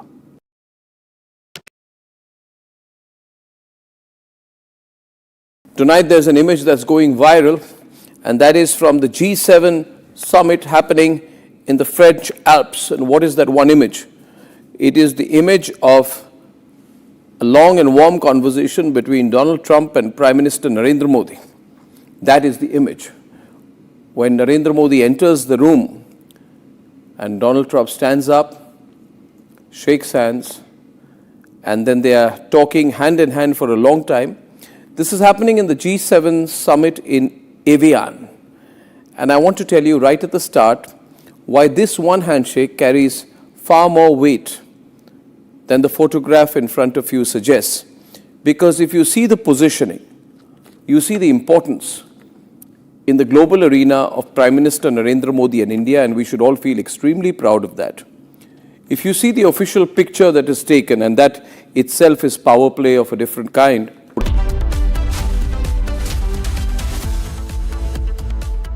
Co-powered by Crystal Crop Protection, देश का किसान, देश का hero. प्यास बुझाए, ठंडक लाए, सबको भाए जीरा से। MTH का जलजीरा जीरा से। जीरा से असली रिफ्रेशिंग, असली स्वाद, असली मजा। MTH। जब तक लाजवाब न बन जाए, उसे नहीं इत्मीनान है। तभी तो रिचमंड बनना नहीं आसान है। चमकी चाट से क्या बना है? सैंडविच, लस्सी और छाछ। हर घूंट में चमकी चाट।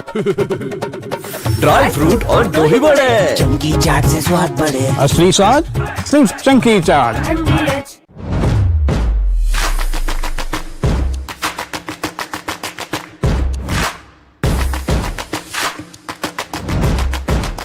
Tonight there's an image that's going viral, and that is from the G7 summit happening in the French Alps. And what is that one image? It is the image of a long and warm conversation between Donald Trump and Prime Minister Narendra Modi. That is the image. When Narendra Modi enters the room and Donald Trump stands up, shakes hands, and then they are talking hand in hand for a long time. This is happening in the G7 summit in Evian. And I want to tell you right at the start why this one handshake carries far more weight than the photograph in front of you suggests.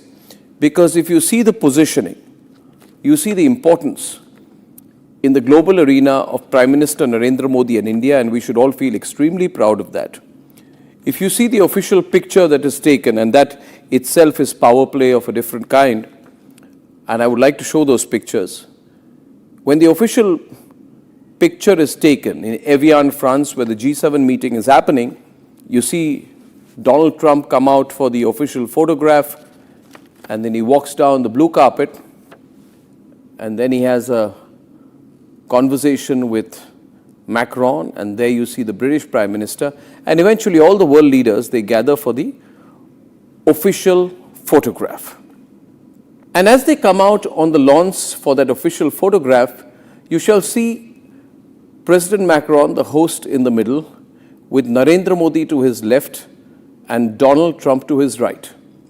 Narendra Modi is on his left, Donald Trump is on his right, and that picture, ladies and gentlemen, tells the story of India's significance in the global arena. This is the most powerful set of global leaders who are meeting together, and India there is right there on top. And here is my message from that picture. It is a message to everyone who said, oh, India is wilting under American pressure. That picture tells the story of a country that has held its own and is respected globally. This meeting is happening at a time when the whole world knows how India has held its ground in geopolitics and global economics. We have not only held our ground, we have kept our strategic options open, and most importantly, this meeting is happening ahead of Russian President Vladimir Putin's visit to India in September. And this is the first Modi-Trump handshake in 16 months. So when you see that picture of Prime Minister Narendra Modi talking there to Putin, Prime Minister Narendra Modi engaging directly with Donald Trump, viewers, remember India has 12 bilateral meetings on the sidelines of the G7. This is a very important meeting tomorrow. It is the first handshake between Modi and Trump in 16 months. It's been tense. These have been 16 months of negotiations, 16 months of pressure, but at the end of 16 months, a lot of respect that Donald Trump has there for Narendra Modi. This is the first handshake after India declined Trump's offer to mediate. It is the first handshake after all the pressure on tariffs. It is the first handshake, ladies and gentlemen,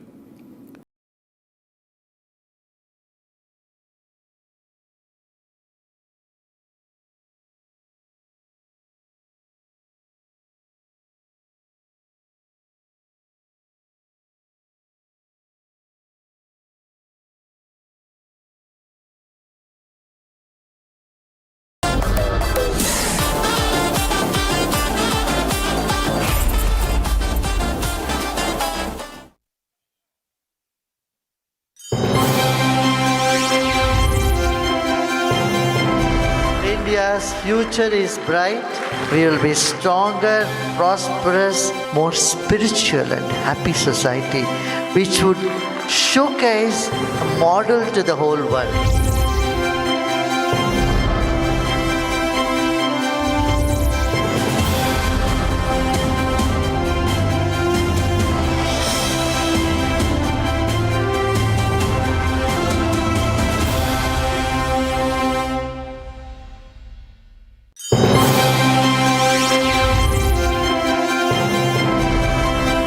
खुशी है कि अर्नब बढ़िया हिंदी बोलने लगे हैं।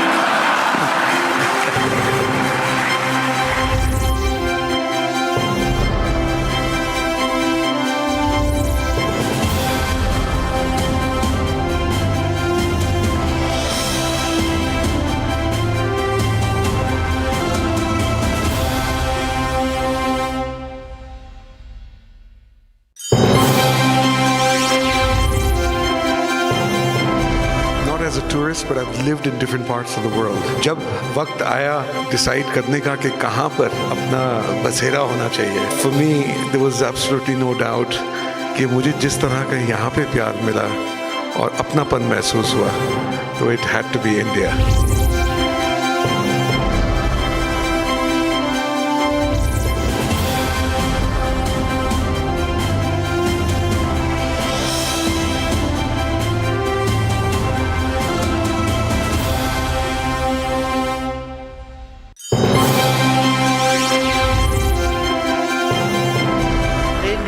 future is bright. We will be stronger, prosperous, more spiritual and happy society, which would showcase a model to the whole world.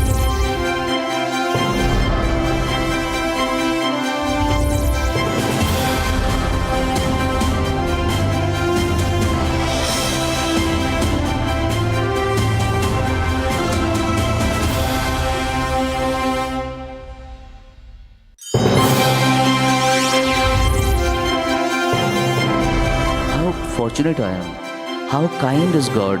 मैं कहता हूँ इंसान की औकात नहीं होती, ये देता है जब तो हम क्रेडिट लेते हैं कि हमने किया, हमने मेहनत की, हमने रियाज किया, हमने किया। लेकिन रियाज भी इंसान तब कर पाता जब सद्बुद्धि आती है। सद्बुद्धि भी ईश्वर देता है।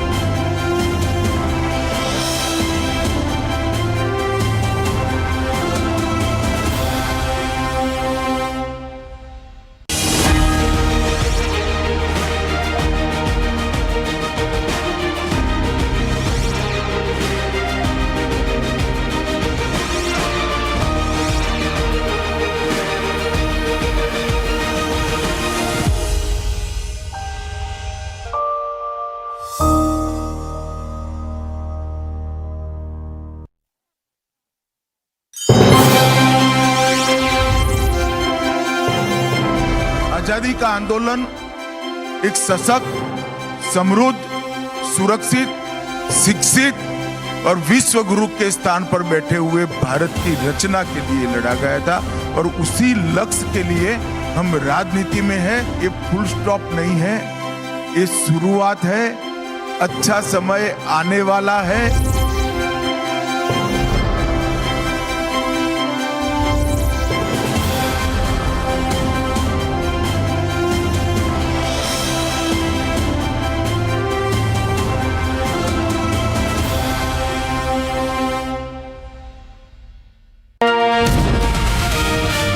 बड़े लक्ष्य की तरफ ईमानदारी से प्रयास करेंगे तो उसे प्राप्त भी करेंगे। नई सफलताओं के द्वार तभी खुलते हैं जब जीवन में चुनौतियों को स्वीकार किया जाता है। अर्नब ने चुनौती स्वीकार की और इसलिए आज रिपब्लिक टीवी जैसा नेटवर्क को स्थापित कर पाए।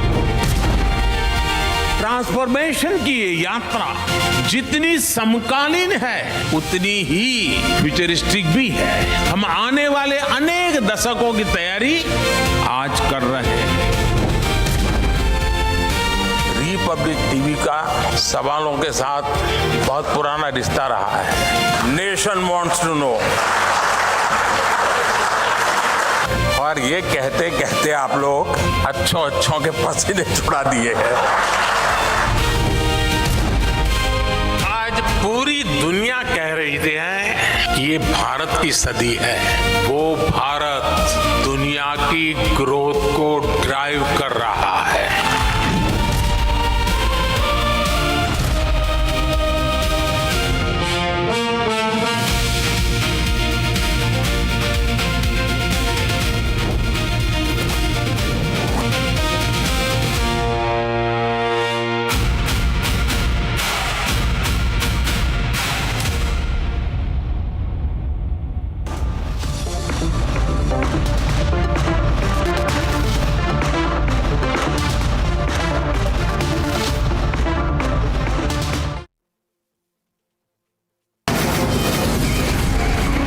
From the Republic Media Network headquarters, it's time for Arnab Goswami on the debate.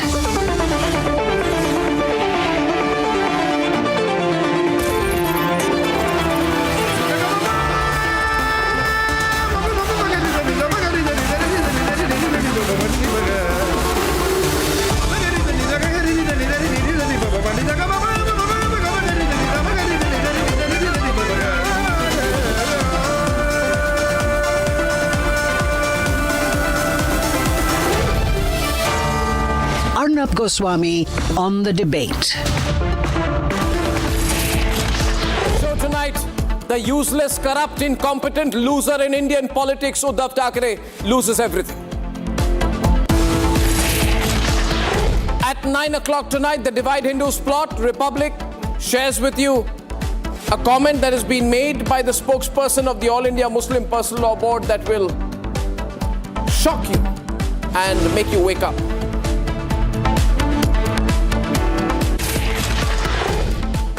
Who's the biggest loser in Indian politics? Uddhav Thackeray. Who's the most incompetent politician ever in a race between Uddhav Thackeray and Rahul Gandhi?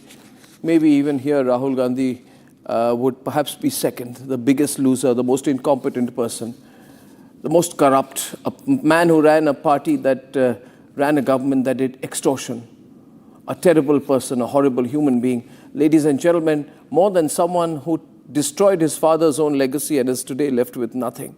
A political non-entity. That is what Uddhav Thackeray is. Tonight the wheel has turned. This loser has lost everything.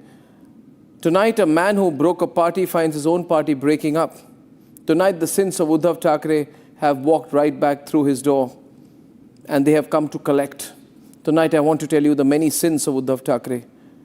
Because what is happening today is not politics. This is reckoning. Judgment day has arrived at Matoshri. And the dues are being collected one by one by one. Ladies and gentlemen, let me tell you something. I used to go to Matoshri when I was the editor of a channel based in Mumbai. I've done many interviews with Balasaheb Thackeray. I used to see Uddhav walk around. And I want to share with you that Balasaheb Thackeray, in his presence, Uddhav didn't say anything. Not because he couldn't say anything, but because he realized, and Balasaheb Thackeray also probably realized, he wasn't a patch on the legacy that he got. And the worst thing is, ladies and gentlemen, this man has chosen to turn the Shiv Sena into a pro-Muslim party. Now, there's nothing wrong with choosing to be pro-Muslim. But if you turn the party that Balasaheb Thackeray started into a version of the All India Majlis-e-Ittihadul Muslimin, then you've destroyed your father's legacy. You've destroyed Balasaheb Thackeray's legacy. This man, when Republic was fighting in the case of the lynching of the sadhus in Palghar, ran absolutely quiet. And when I questioned why Sonia Gandhi, his then boss, Antonia the Minor, as we better know her, remained quiet over it, asked his police to interrogate me. What a loser, what a coward, what a cheap man, what a weak man. I once said that if somebody opened a bottle of soda in a room, Uddhav Thackeray would be so scared he would run away. And let me tell you something, it wasn't an exaggeration. I was right and I am right because Uddhav Thackeray is simply a coward. And he's proven repeatedly what kind of a coward he is. He went all out to try and block an investigation into the Sushant Singh Rajput case. I still haven't understood why. He got nervous every time someone talked about Aditya Thackeray in the connection of the Disha Salian case. I don't know why. Maybe he knows why. I'm sure he knows why. But he got so nervous in the case of Disha Salian and Sushant Singh Rajput. And Disha Salian and Sushant Singh Rajput, he was so scared that we're going to expose him, which we did, that he went all out to stop everyone and anyone. At one point of time, he went completely mad. And in that process of madness, ladies and gentlemen, he backed a murderer, Sachin Waze, along with his corrupt, murderous boss, the commissioner, Parambir Singh, a blot on the uniform, the biggest blot in the uniform. Parambir Singh and Sachin Waze. He supported this murderer, Sachin Waze. He supported him in the assembly and he said, there's an attempt being made to project him as wrong. So you are known by the company you keep. And Uddhav's company was Parambir Singh and Sachin Waze. And they promised to do a hit job on Republic. They got promoted. But you know what? Parambir has egg on his face and he's hiding from me. And he knows this. He's hiding. He's literally on the run. He sees a Republic mic and he runs away. And Sachin Waze is rotting away in jail and he's going to rot for the rest of his life in jail. And I actually suspect the role of many people in the Antilia case. Many people. I'm not going to take names tonight. But I suspect the role of many people in this Antilia case. And one day there should be a narco analysis done on Parambir and Sachin Vaze, and then we'll know the names of all the people involved in the Antilia case. And let me tell you this, I have a long memory, and the people watching this should know that one day we will find out the truth in the Antilia case and everybody's role as well. Yes, we will. But this horrible man, this weak man, this coward Uddhav Thackeray, even arrested Member of Parliament Navneet Rana for chanting Hanuman Chalisa outside Matoshri. And there he is with a tissue trying to wipe his tears, thinking anyone will have sympathy for him. Who will have sympathy for a loser, ladies and gentlemen? And a loser who only promotes one person. It is believed today, and I'll take names, that the Shiv Sena is run by Rashmi Thackeray and Aditya Thackeray. And I'm the only one who's going to say this. People don't take Rashmi Thackeray's name. It is just said and believed that she and her son play an undue role in the decision-making in the Uddhav Sena, because it's not the Shiv Sena. And that is why he's humiliated everybody else, everybody else. Anybody who's a mass leader has been thrown out to promote another terrible fellow. His name is Aditya Thackeray. No real achievement, nothing. But he promoted his own son, humiliated the party cadre. This is the ledger. And in the ledger, there are 9 entries, 9 sins and 9 dues. And now, Uddhav Ji, Uddhav Ji, Uddhav Ji. And I'm repeatedly saying this. The debt collector has arrived. And when the debt collector arrives, the debt collector, Uddhav Ji, is very brutal. All his party MPs have gone.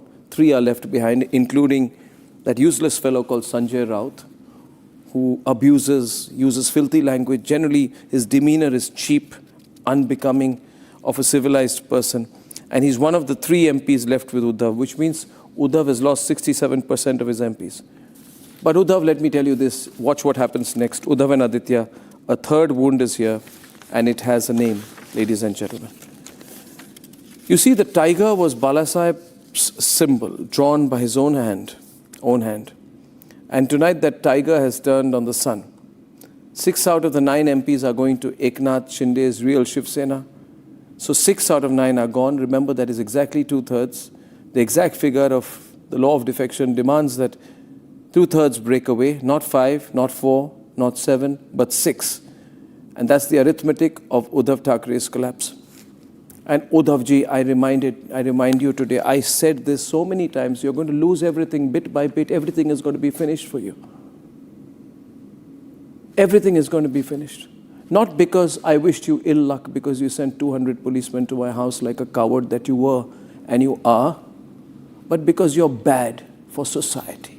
You're bad for Maharashtra. You're bad for the country. You're not a leader. You never deserve to be a leader. 6 MPs gone. I won't read out their names. 15 of 20 MLAs all gone. The torch has been snuffed out one by one. So the real question is this: why does the floor keep disappearing under Uddhav Thackeray's feet? I'll tell you why. Because every desertion that Uddhav is facing today is a debt that he has run up himself. This is the bill for a decade of sins. And the bill has come, and there are 9 sins that he's going to have to pay for. Uddhav kept telling people, I'm actually a photographer. I'm not a politician. You are neither, Uddhav. You're a fraud. You're a loser. You're incompetent. You're good for nothing. You are good for nothing in politics. You're good for nothing in governance. And that's why, remember, Uddhav, you have not lost everything to the BJP.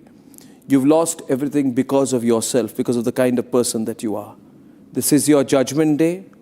Now you can go crying as much as you want to. The tiger is no longer yours.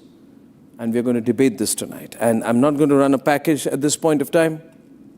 I'm going to go straight to Milind Deora.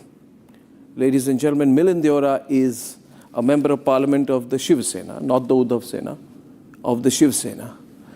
And he's with Eknath Shinde. Mind you, he was never with Uddhav. Right? He left the Congress and he went to Eknath Shinde. He's a member of parliament. And it's great to see you, Milind. Are you playing a role Thank you, Arnab, for having me. It's my pleasure. Are you playing a role in all of this, or is this just happening organically to Uddhav? You know, Arnab, one would love to take credit, but the truth is that there are certain personalities, certain political parties, and I think if we really zoom out, I say this as an Indian first and not as somebody who's working with Eknath Shindeji. As an Indian, I'm concerned about the health, the state, the destructive nature of India's opposition. And I'm genuinely concerned. I would genuinely want India to have a strong, effective, constructive opposition. But I think what's happening in Uddhav Thackeray's party is symptomatic of a larger malaise that plagues many opposition parties. In that, and actually there's only one opposition party that one can say is truly democratic, and that's the communists and the left parties. Otherwise, a party like UBT has now been reduced to a monarchy. And it's odd, and it's absolutely hypocritical that parties that have no democracy within themselves, parties that have reserved the top slot for a member of their family, regardless of that person's inability. Yes, dynastic politics exists around the world. In the US, you have the Kennedys, you have the Bushes. I too am a product of somebody who's been in politics before me. But at some point, there has to be a question asked whether a person is capable or incapable to lead. And if that individual is capable and incapable to lead, but yet that person is thrust upon that party, upon the cadre of that party, upon the elected legislators of that party, upon the people of that constituency, that state, the country, then you are bound to have a rebellion and revolution. So to answer your question, this is something that is happening purely because of inability to lead, because of inaccessibility. And that's exactly why you're seeing 6 out of 9 MPs, maybe more, rebelling against their party. Yeah. You know, this is going to be a reflective conversation on the sins of Uddhav. On a personal note, I can say this, viewers, as I'm listening to Milind tonight, you know, Milind is a smart politician. Yes, he's also the son of Murli Deora. But, you know, he's done something on his own. He knows technology. He's been a minister. People questioned it when he first became a minister, saying, is it because of nepotism? But he did a great job. He fought Lok Sabha elections, and he's worked ground up.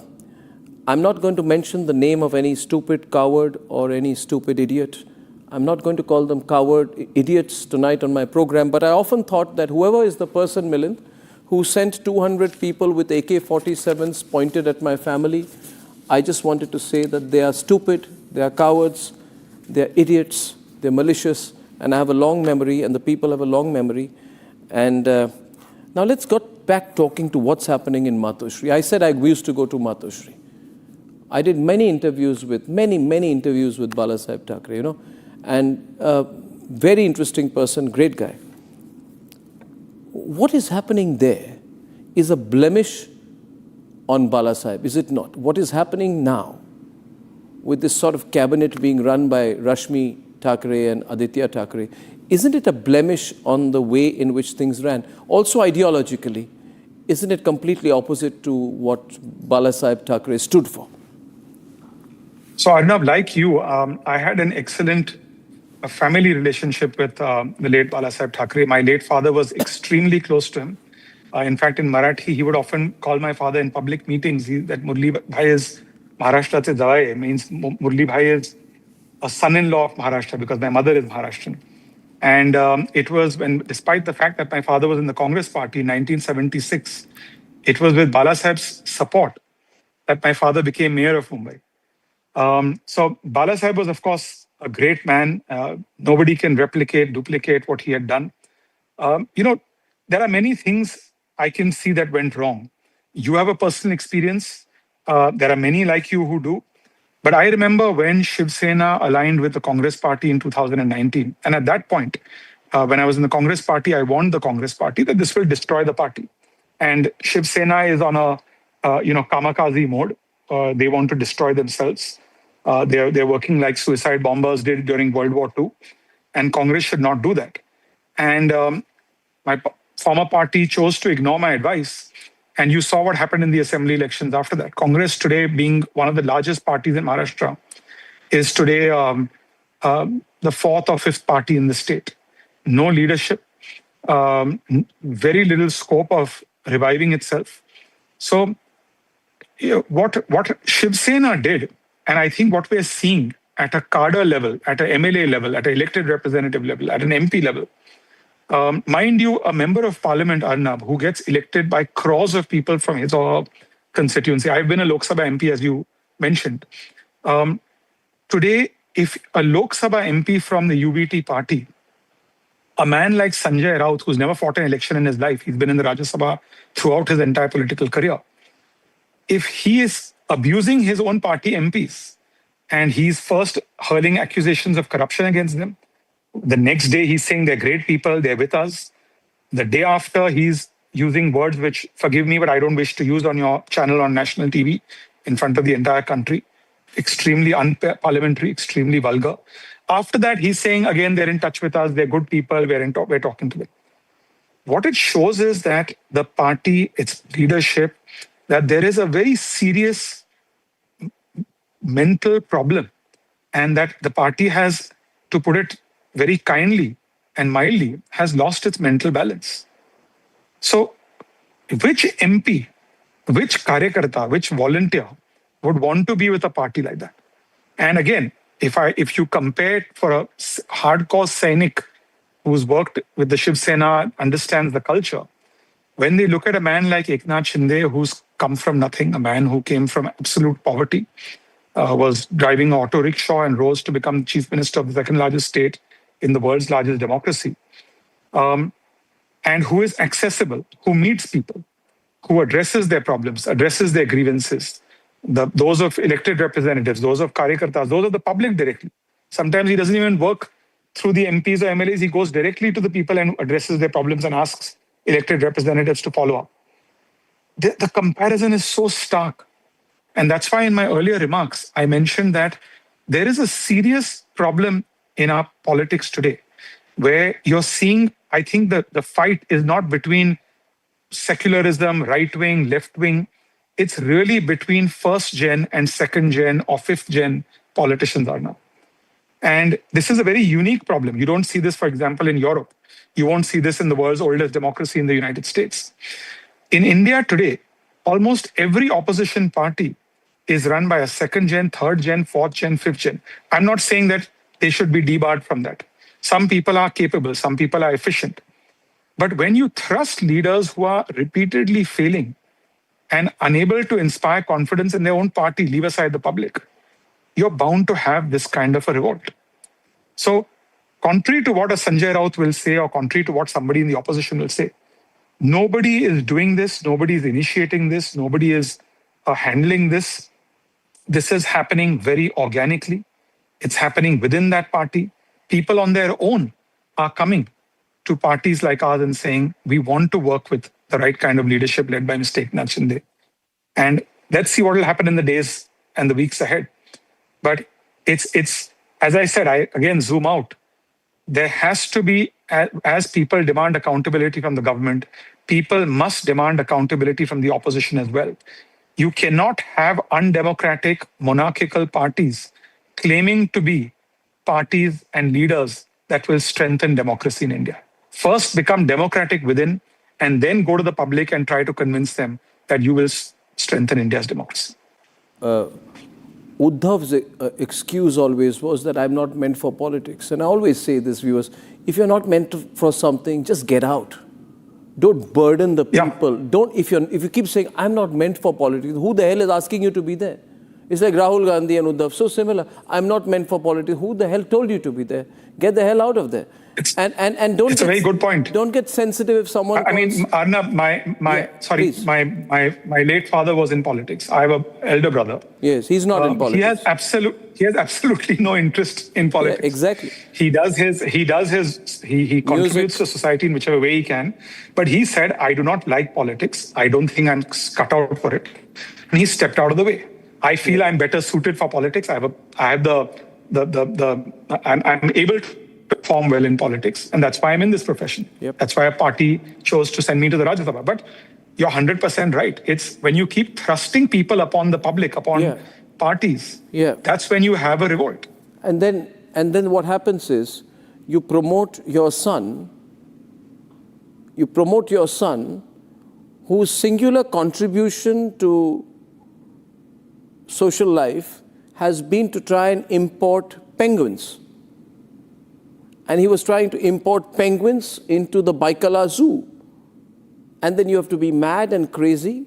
You're not only importing penguins, you're providing an artificial climate. You now want to create an icy climate so you can spend taxpayer money to import penguins. And then Uddhav gets all touchy if someone calls him baby penguin. By the way, Uddhav had started doing this. Viewers, I'm sorry, this is a little bit back and forth. My friend Milind is a very sort of diplomatic person. I'm not. So he will not talk about these things. But we remember when the Mumbai police, very bad, you were with the Congress then, very bad. The Mumbai police, which was part of the government, you were with at that time, Milind, not embarrassing you, started arresting social media users who used the moniker baby penguin, saying that, and Aditya must have gone complaining to his daddy, saying, Daddy, they're calling me baby penguin. There's no proof that they were calling him baby penguin. But I suspect Aditya went complaining, saying they're calling me baby penguin. Otherwise, why would the Mumbai police arrest people using the phrase baby penguin? What hasn't been said about Eknath Shinde when he rebelled? Everything was said under the sun. What did Uddhav Thackeray say about him? Did he once use his power as a chief minister to harass somebody in the media? Did he once use his power as chief minister of Maharashtra to harass a social media influencer? No, but why did Uddhav start arresting people who made a reference to baby penguin? Because if you are an insecure leader, you are in a profession that you hate, as you mentioned, and you are repeatedly thrusting yourself and you have unresolved conflict, you'll do these things. I'll say something going beyond an individual issue. The Shiv Sena, erstwhile Shiv Sena led by Uddhav Thackeray, had, I would say, a godsend opportunity in the city that you and I live, in the city of Mumbai. They were running the municipality of Mumbai, which is the largest, richest municipality in the country, for 30 long years. They had every ability to transform this city. The Mumbai municipal budget, Arnab, in case your viewers may not be aware, is larger than the budgets of 5 or 6 state governments in our country. All that was happening was corruption. You saw potholes after potholes. We're approaching a monsoon season now. Let me be honest, and I would ask you, Arnab, as a journalist, please come and look at the state of Mumbai's roads. I'm not saying they're perfect. I'm not saying we deserve credit. I think there's a lot more scope to improve. If a contractor is found guilty, by all means, punish them, have a case against them, blacklist them, send them to jail. If there's a political bureaucrat nexus with that contractor, by all means, send them to jail. I'm all for it. I have nothing to hide. But the amount of debates that would happen year after year on channels which I would participate in about the state of roads in our city, where thousands and thousands of crores of taxpayer money would be spent on repairing those roads. Where was that money going? That money was just going, it was corruption. Well, what this paternal blind spot, for someone who has no worthy academic or professional background. And you see, Bala Saheb ruled from behind the scenes. So Uddhav broke that rule. And then he triple promoted Aditya, gave him a constituency, gave him a cabinet berth. He knew Aditya was untested, and he made him a face of the party. He fast-tracked him. Had that not happened, this would have never happened, right? I mean, had that not happened, had that not happened, had we had a situation where Eknath Shinde would have been given charge for running the party operations, this would not have happened. Absolutely, absolutely. I think that if the party had, in its wisdom at the time, said that the family members are incapable of carrying forward Bala Saheb's legacy, and this is true of any family-run political party. Let's give it to somebody who is hungry, who is on the ground, who has credibility in public, who speaks well, who can perform well, who has experience. Of course, things would have been very different. But they chose not to do that. And therefore, they chose not to do that, and therefore you're seeing what you're seeing. which is the rebellion. So these are all manifestations of a larger malaise. Yep. In fact, I remember in Worli, where Aditya is an MLA, and I contested the elections in the assembly elections, lost by a small, in fact, we were leading against him in a few rounds. Massive anti-incumbency. The party had everything in its favor. He was an MLA. There were two MLCs, two Sena former MLAs of Worli who were made MLCs, members of the Legislative Assembly Council, to help him win that election. They had an MP, Arvind Samant, who was the sitting Lok Sabha MP. Father was the Chief Minister of Maharashtra. They could have converted it into a model constituency. They failed to do that. There was massive anti-incumbency, which is why he almost lost. Yeah. So, again, the fact is, I think that the moot question to ask is, are parties like this capable of introspecting after one defeat? And my honest answer to you is, parties with this kind of architecture are incapable of introspecting. They will always thrust a person who, despite successive defeats, will be thrust upon the party, will be thrust upon the public. They will blame everything from the media to EVMs, to election commission, to social media, to agencies, to money power, to muscle power, but they will refuse to introspect. And that is the reality of many parties in our opposition today. And that is what genuinely worries me. Because for any, and I say this as someone who's from the NDA, that even people in the NDA want a strong opposition, a strong, constructive opposition that provides suggestions. Today, you're in a situation, okay, the war in Iran has come to an end. When you have global crisis, you have COVID, you need an opposition to work with the government. The opposition also can provide constructive suggestions. We're living in an era where the opposition is praying for crisis after crisis, hoping for a fluke that the crisis will lead to anti-incumbency against the government. But what they don't realize is that there's anti-incumbency against the opposition. Even if voters want to change, they're seeing the same faces in the opposition who failed repeatedly and are failing to provide a new narrative, a new alternative. So why will they vote for them? Yep. Well, that's an interesting point. As I close this conversation, I just want to say one thing on an aside. Ladies and gentlemen, karma, the law of karma is so interesting, Milind. So Sushant Singh Rajput died in June. I think it was June 2020. And I think it was the 14th of June. Today is the 18th of June, 2026, right? Who would have imagined? And what Uddhav did was he tried his best to cover up the case. Parambeer's police closed the SSR case before the country could ask a single question.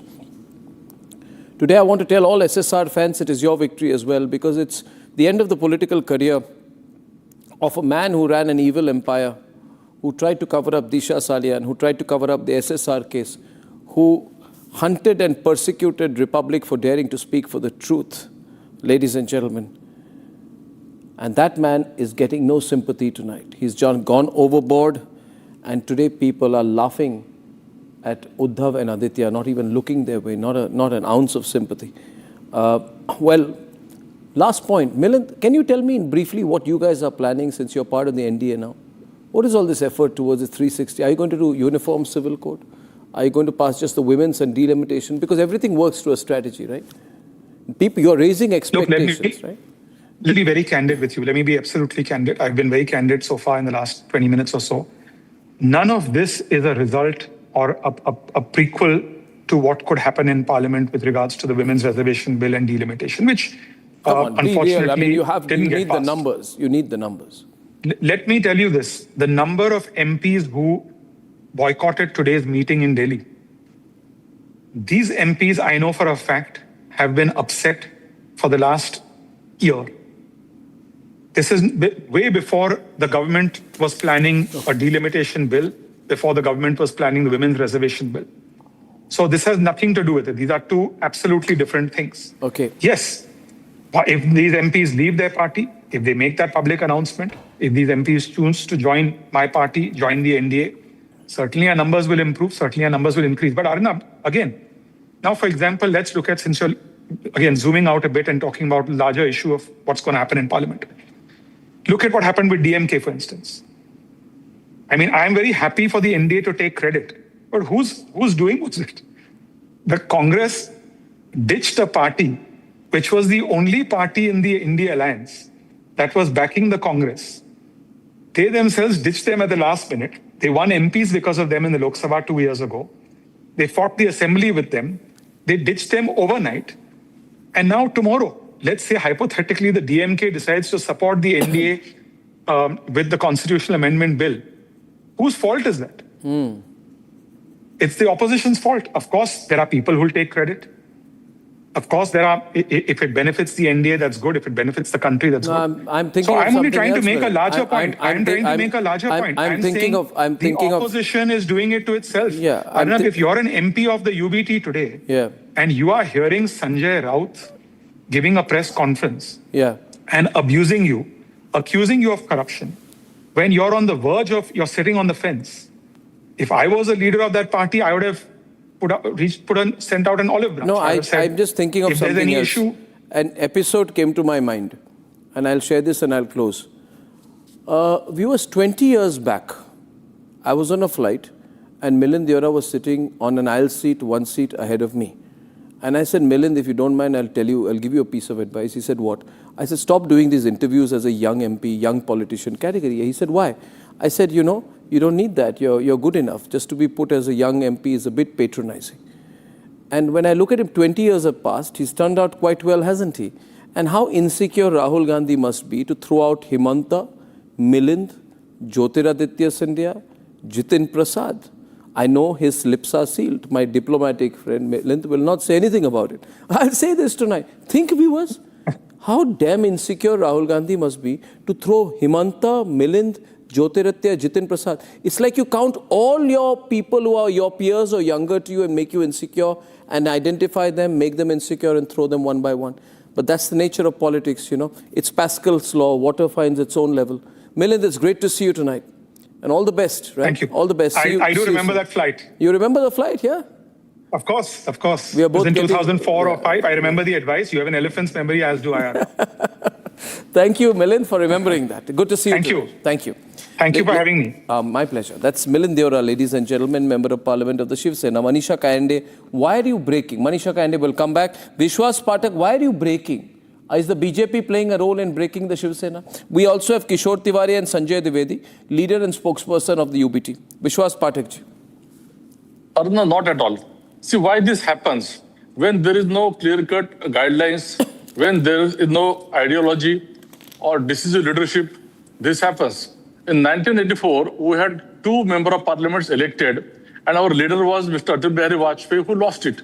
But despite of that, those 2 members of parliament believed in the leadership of Mr. Vajpayee, and thereafter you saw what has happened. It's a history. Parking the car. So basically, today there is no leadership. Mr. Uddhav Thackeray got this out of legacy. He was not cut out for this role, which he has accepted. And you have listed out the scenes. And good, you reminded to the public. Now, time is taking its own way, and that is the reason why it is happening. In 2019, he started by betraying Bharatiya Janata Party and Mr. Devendra Fadnavis. Thereafter, a person like you was behind bar. We also know how this Kangana Ranaut cursed him, then Mrs. Rana, and many more things. Yeah. I think because of no leadership and only selfish approach and only monarchical politics, this thing is happening, and I will not be wondering if rest of the MPs, rest of the MLAs and corporators also come to Mr. There is a rumor, Sanjay Dwivedi. Manisha Kayande also is with us. She's spokesperson and MLC of the real Shiv Sena. Manisha Kayande, it is believed there's a rumor that out of the other 3, 2 will also go. Well, let's not go about by the rumors.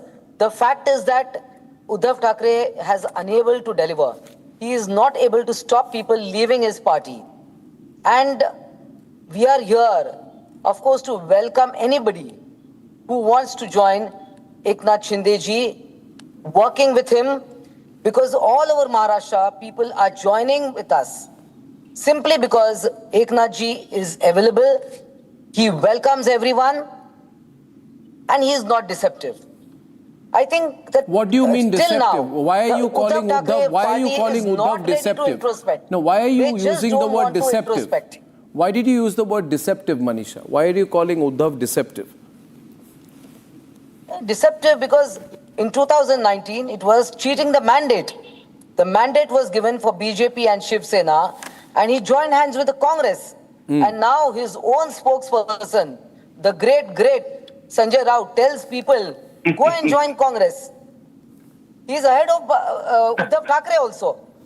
He abuses people. He abuses his own cadre. And Gali Galoch, and the entire nation is listening. You know, as Arnav says, the entire nation wants to know. The entire nation is listening. And this is what people are getting. Early in the morning, you switch on the TV and you hear such abuses. And Uddhav Thackeray doesn't say a word. And there are two other MPs sitting beside him. One is Anil Desai and one is Arvind Sawant. Not able to stop him, not able to control him. And people have not even...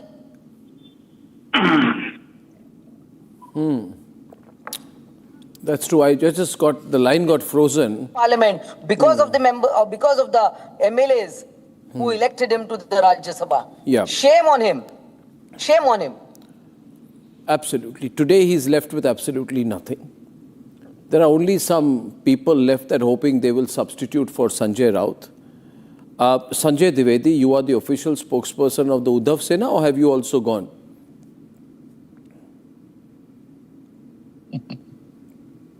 2019 की मनीषा कांडे जी ने भी बात की। Arrows जी, धन्यवाद आपको जो आपने हमको डिबेट में बुलाया। 2019 की बात की अभी मनीषा कांडे जी ने।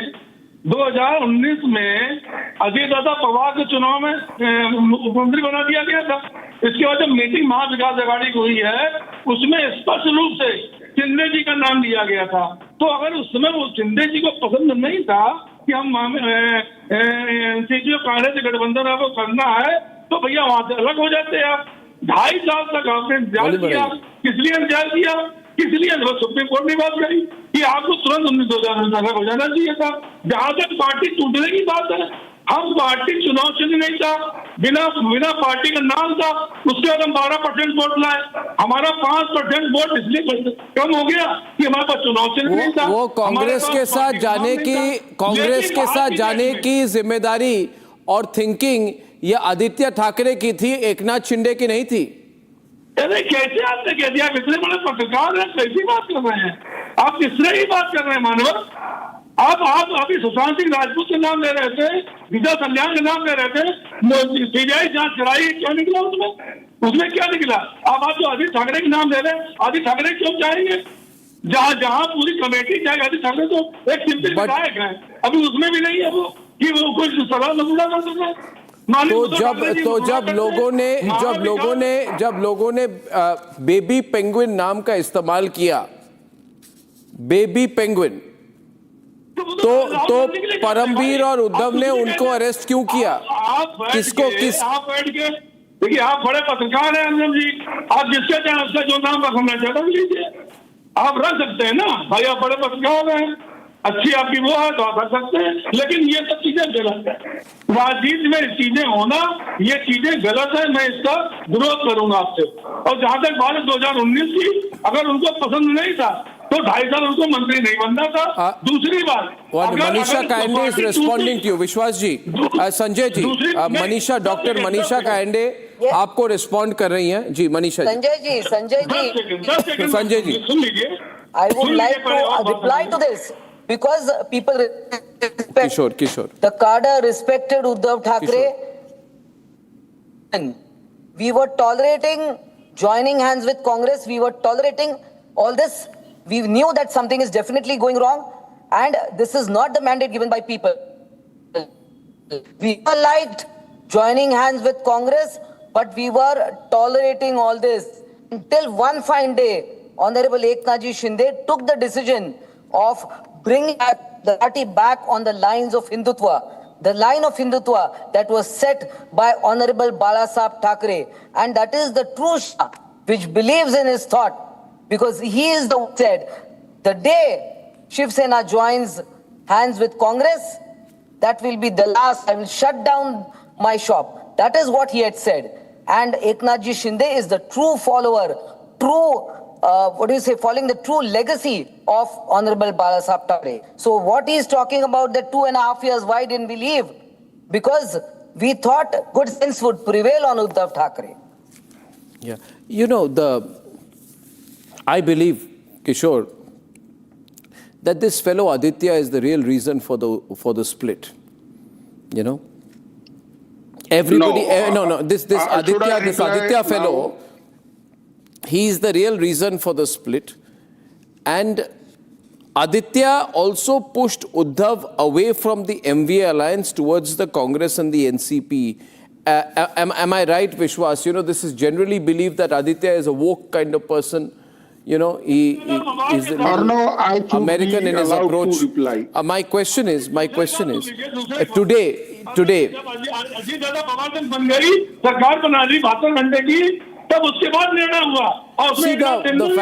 the fact is, Sanjay ji, Uddhav and Aditya are both ineffective and inefficient. Right? But the important thing is that Uddhav abandoned Hindutva. The real issue, Uddhav made it easier by abandoning Hindutva. He said, I want posters to now be in Urdu. Am I right, Vishwas Pathak ji? Nothing wrong. Yes. You can have posters in Urdu. And he said, let me focus on minority areas. Let me take a minority appeasement line. Right? And he therefore made it easy. This was a complete U-turn from everything that Balasaheb Thackeray stood for. Am I right? Vishwas Pathak, you're an experienced politician here. Uddhav made it easier. Absolutely right. He has abandoned Hindutva. He has abandoned the thoughts of Veer Savarkar. He has abandoned Ram Mandir temple issues and many more things. He went away from his basic ideology for his own benefit. He wanted to become chief minister. Should I be allowed to speak? No, but let Vishwas complete. Let Vishwas complete. And icing on the cake was when this contract was given to Sanjay Raut, who is turning out to be contract killer, and he's killing his own party, his own people. And this Uddhav Thackeray and Aditya Thackeray cannot understand. And I think as long as it continues, and as Milind also said rightly, as long as it continues, I think it is a matter of time. The closure of this left-out Shiv Sena is very close by. I also believe that the truth about the Antilia case should come out. I believe the entire truth has not come out. I really hope it comes out. Never mind who's involved. We have to bring it out. Now, Kishore Tiwari, I feel bad for you because you're nowhere. You don't have a party. You may be an individual spokesperson of Uddhav because Uddhav doesn't have a party anymore. You can't call a group of Sanjay Raut and Uddhav to be a party. I will explain you. Right. This split has been engineered by Amit Shah. Oh God. And triggered by Sanjay Raut. This is the fact. And the functioning of the party... Why is it triggered? I understood the first allegation you made. Why is it triggered by Sanjay Raut? The 4 MPs signed and 2 MPs were hesitant to sign. But the language used by Sanjay Raut has forced them to sign. This is unfair. If you are like Dina... What information does Sanjay Raut have? Manisha, you're an insider. What information does Sanjay Raut have that makes him so important, that makes Uddhav and Aditya so scared of him? He has some secret information or something, because politically he's useless. You know, he can't win a municipality election. Does he have some secret information? Very true. No, Manisha. I think you should ask this question to Mr. Tiwari. Yes, because, Mr. you know, Tiwari? I don't know why people are tolerating him. Why the entire Uddhav Thackeray team is tolerating Sanjay Raut. I mean, today I felt so shameful. I mean, why even Rashmi Thackeray shouldn't intervene? I mean, why she should not stop all this nonsense that, you know, Sanjay Raut is playing with the party. I think he has taken a vow.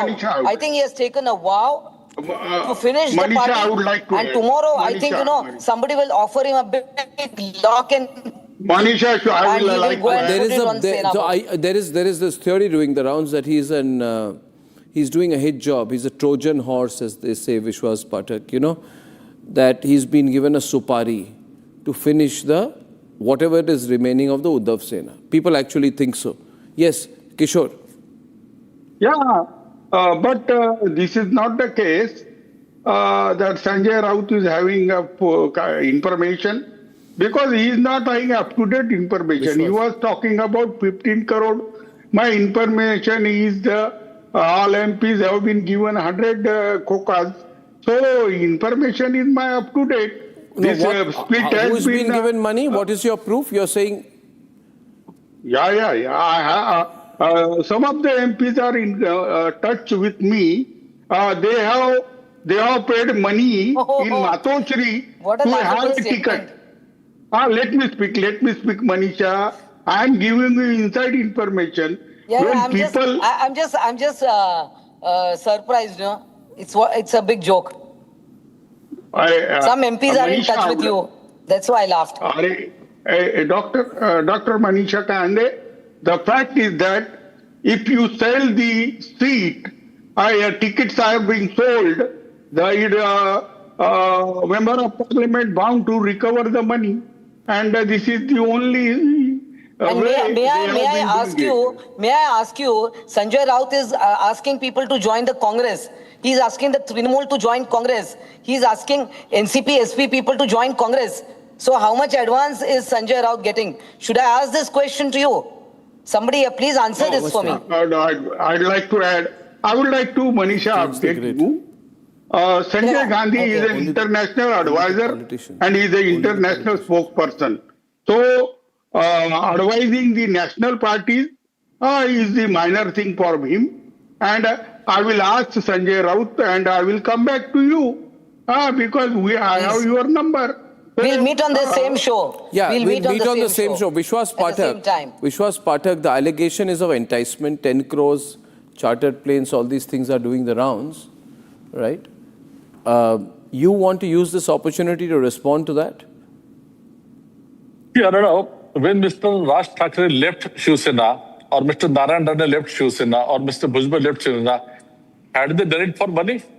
Now, out of these 6 members of parliaments, I have seen the affidavits. Some of the MPs net worth is more than 100 crores. Will they do it for 10 crores? Will they do it for charter flights and all that thing? I think this is rubbish. That figure is incorrect. They were all fed up. They wanted to come out of this party because there was no prospects left under the leadership of Mr. Uddhav Thackeray. Okay. I think Mr. Thackeray is also in the hurry to close his own shop. Viewers, that's enough time on Uddhav and Aditya. They were heading towards this. They are both weak and incompetent, and this is what happens to weak, incompetent, but also corrupt people. At 9 o'clock tonight, the All India Muslim Personal Law Board exposes its divide Hindu plot. The AIMPLB says Hindus are not a majority in India.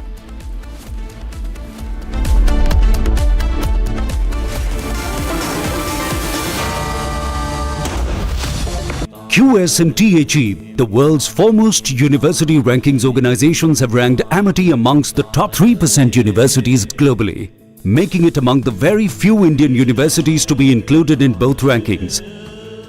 Yet another top ranking for Amity University.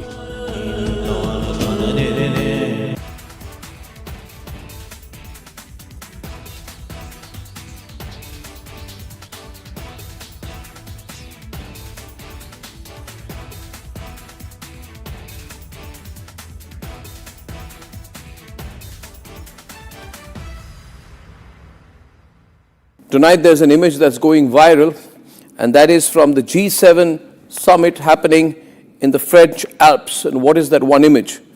It is the image of a long and warm conversation between Donald Trump and Prime Minister Narendra Modi. That is the image. When Narendra Modi enters the room and Donald Trump stands up, shakes hands, and then they are talking hand in hand for a long time. This is happening in the G7 summit in Evian. And I want to tell you right at the start why this one handshake carries far more weight than the photograph in front of you suggests. Because if you see the positioning, you see the importance in the global arena of Prime Minister Narendra Modi and India, and we should all feel extremely proud of that. If you see the official picture that is taken, and that itself is power play of a different kind, and I would like to show those pictures. When the official picture is taken in Evian, France, where the G7 meeting is happening, you see Donald Trump come out for the official photograph, and then he walks down the blue carpet, and then he has a conversation with Macron, and there you see the British Prime Minister, and eventually all the world leaders, they gather for the official photograph. And as they come out on the lawns for that official photograph, you shall see President Macron, the host, in the middle, with Narendra Modi to his left and Donald Trump to his right. Narendra Modi is on his left, Donald Trump is on his right.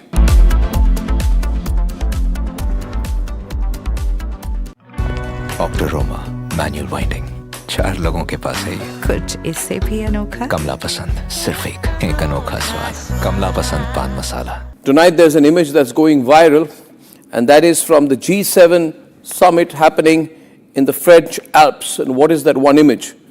It is the image of a long and warm conversation between Donald Trump and Prime Minister Narendra Modi. That is the image.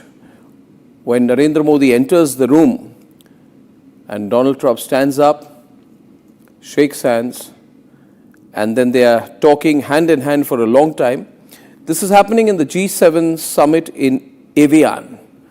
And I want to tell you right at the start why this one handshake carries far more weight than the photograph in front of you suggests.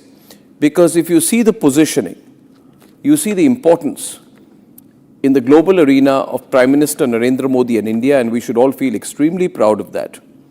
If you see the official picture that is taken, and that itself is power play of a different kind, and I would like to show those pictures. When the official picture is taken in Evian, France, where the G7 meeting is happening, you see Donald Trump come out for the official photograph, and then he walks down the blue carpet, and then he has a conversation with Macron, and there you see the British Prime Minister, and eventually all the world leaders, they gather for the official photograph. And as they come out on the lawns for that official photograph, you shall see President Macron, the host, in the middle, with Narendra Modi to his left and Donald Trump to his right.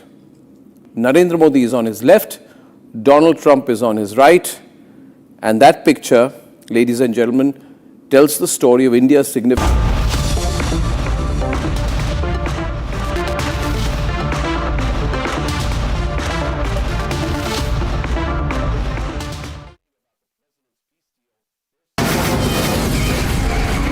From the Republic Media Network headquarters, it's time for Arnab Goswami on The Debate.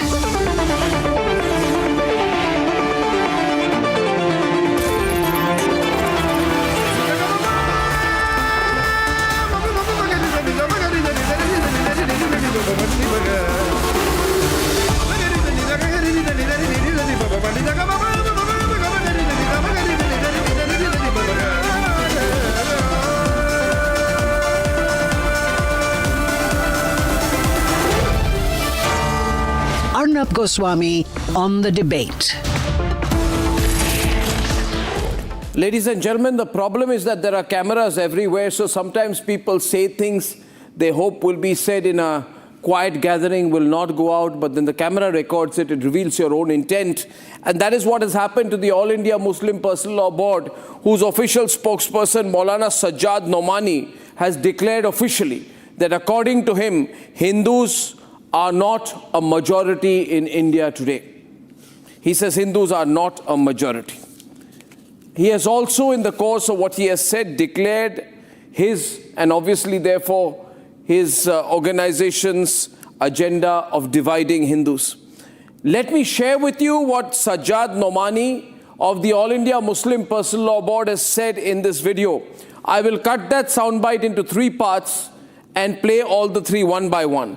Clip 1, where Maulana Sajjad Nomani in Urdu is saying that Hindus are not a majority in India. Listen to soundbite 1. मैं हजर Aswad और खाने काबा के गिलाफ पर हाथ रखकर कहता हूं कि भारत में हिंदू अकलियत में है। किसी कीमत पर हिंदुओं को अक्सरियत में नहीं माना जा सकता। Ladies and gentlemen, so the All India Muslim Personal Law Board says Hindus are not a majority in India. Okay. Their second comment where they say that various communities don't consider themselves Hindu. This reveals his thinking. He says Jats, for example, are not Hindu. Lingayats are not Hindu. So-and-so is not Hindu. So he plans to create sections within the Hindu community, create disaffection towards Hinduism, then say that Hindus are not in a majority in India. Think of the mindset and the planning of this man. Soundbite 2. हम जाट हैं, हिंदू नहीं हैं, हमें हिंदू बना दिया गया, इसलिए हम इस बात का ऐलान करने के लिए कि हम हिंदू नहीं हैं और सरकारी कागजात में हम अपने आप को सिख डिक्लेयर करेंगे। वेस्टर्न यूपी से लेकर हरियाणा तक के जाट इस बात का ऐलान कर चुके हैं। मैं फिर दोहराता हूँ, सिख हिंदू नहीं हैं, शेड्यूल कास्ट के लोग हिंदू नहीं हैं, ट्राइबल लोग, आदिवासी लोग जो इस मुल्क के असली बाशिंदे हैं, सबसे कदीम, वो भी हिंदू नहीं हैं, तमिलनाडु के लोग हिंदू नहीं हैं। Now look at the way he's targeting Hinduism. Turn the clock and ask yourself, if someone were to talk like this, if anyone were to talk like this, with this malicious intent about Muslims, then the whole woke brigade would come and say, why are you targeting Muslims? But you see, nobody does that. You can't say that. But you think of the mindset of this man who goes around and says, Hindus are a minority. And then he says that I'm disappointed with secular Hindus. Again, mindset issue. He says, we are disappointed with secular Hindus. We were trying to divide Hindus among fascist Hindus and secular Hindus, typecast one group as fascist Hindus, call others secular Hindus, and then hope that by doing so, Hindus would be divided. But he said we've been let down by secular Hindus, and therefore we need to find another way of dividing the Hindu community. All this is on record. Listen to this. हमारी ये नावाकफी है अपने मुल्क से, और शुरू से जो हमने हिंदुओं को बांटा है, ये सेकुलर हिंदू हैं, ये कम्युनल हिंदू हैं, इस तकसीम ने हमको बहुत धोखा दिया है। पहले सेकुलर हिंदुओं ने हमको नुकसान पहुंचाया, सो कॉल्ड सेकुलर हिंदू। अब वो लोग जो फासिस्ट हिंदू हैं, उनके हाथ में उन्होंने मुल्क को परोस दिया। See viewers, now I don't need to say anything. I would just say to those woke people who say that this whole target Hindu campaign, Hindu phobia, anti-Hindu mindset is an imagination of right-wing conspiracy theorists. I would tell them, listen to this, wake up, smell the coffee. And even if you don't wake up, you want to keep sleeping, do what the hell you want to, but don't question people who speak the truth. This is a very sinister mindset. It's a very radicalized state of mind. This attempt to fragment the entire Hindu society. If the entire purpose of your existence is to break Hindus, if the whole idea that you have, the only reason you live for, is to divide the Hindu community, then what a terrible way of thinking, what a terrible life. What a wolf in sheep's clothing kind of thinking. These are people who say we are victimized, marginalized, and look at the way in which they speak. Anyway, let me say I agree with this man for a moment, this Maulana Sajjad Nomani, and let me say, okay, Hindus are a minority. Okay, Maulana. If I say that Hindus are a minority, then where are the reservations for Hindus? Let's have reservations for all Hindus. Right? And if I don't need reservation, then why do Muslims demand a reservation for being in a minority? Is there any logic there? If Hindus are a minority, then I am a minority and I want a uniform civil code. Then why do Muslims have a problem with it? It makes no sense. If Hindus are a minority and they want a uniform civil code, why do Muslims have a problem, or some section of Muslims have a problem with the uniform civil code? If I am a Hindu and I am a minority, then I want everything that Muslims get for being a minority. Give the Hindus of this country pre-metric, post-metric scholarships. Give them merit cum means scholarship. Give minority status for Hindu institutions. Promote Hindu institutions. Promote all the other privileges that you get for being in the minority. But don't say that Hindus are a minority, then why do you want minority status? I want to ask the All India Muslim Personal Law Board, which always keeps crying that they are a minority. How can you be a minority when you say on record that Hindus are a minority? Now, either Hindus are a minority or not. And if Hindus are a minority, and if what the All India Muslim Personal Law Board is trying to say that Muslims are a majority in this country, then give minority status to Muslims. How can the All India Muslim Personal Law and its spokesperson continue to play the victim card while spewing such illogical nonsense? Ladies and gentlemen, I played the soundbite because this is something we need to debate. What he says will not change the reality, but we need to recognize that such intolerance of thought and expression and speech cannot be allowed in this country. Let's debate.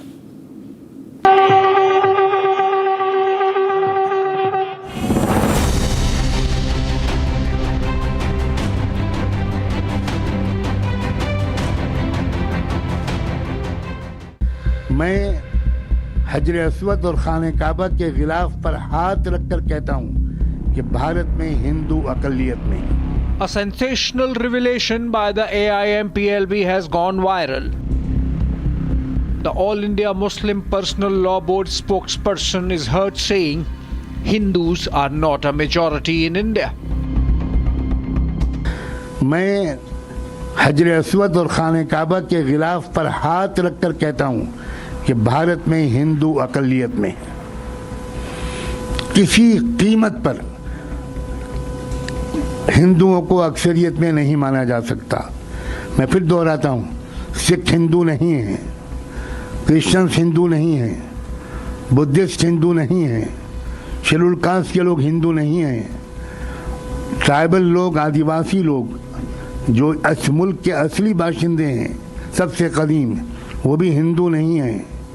Tamil Nadu के लोग हिंदू नहीं हैं, लिंगायत हिंदू नहीं हैं।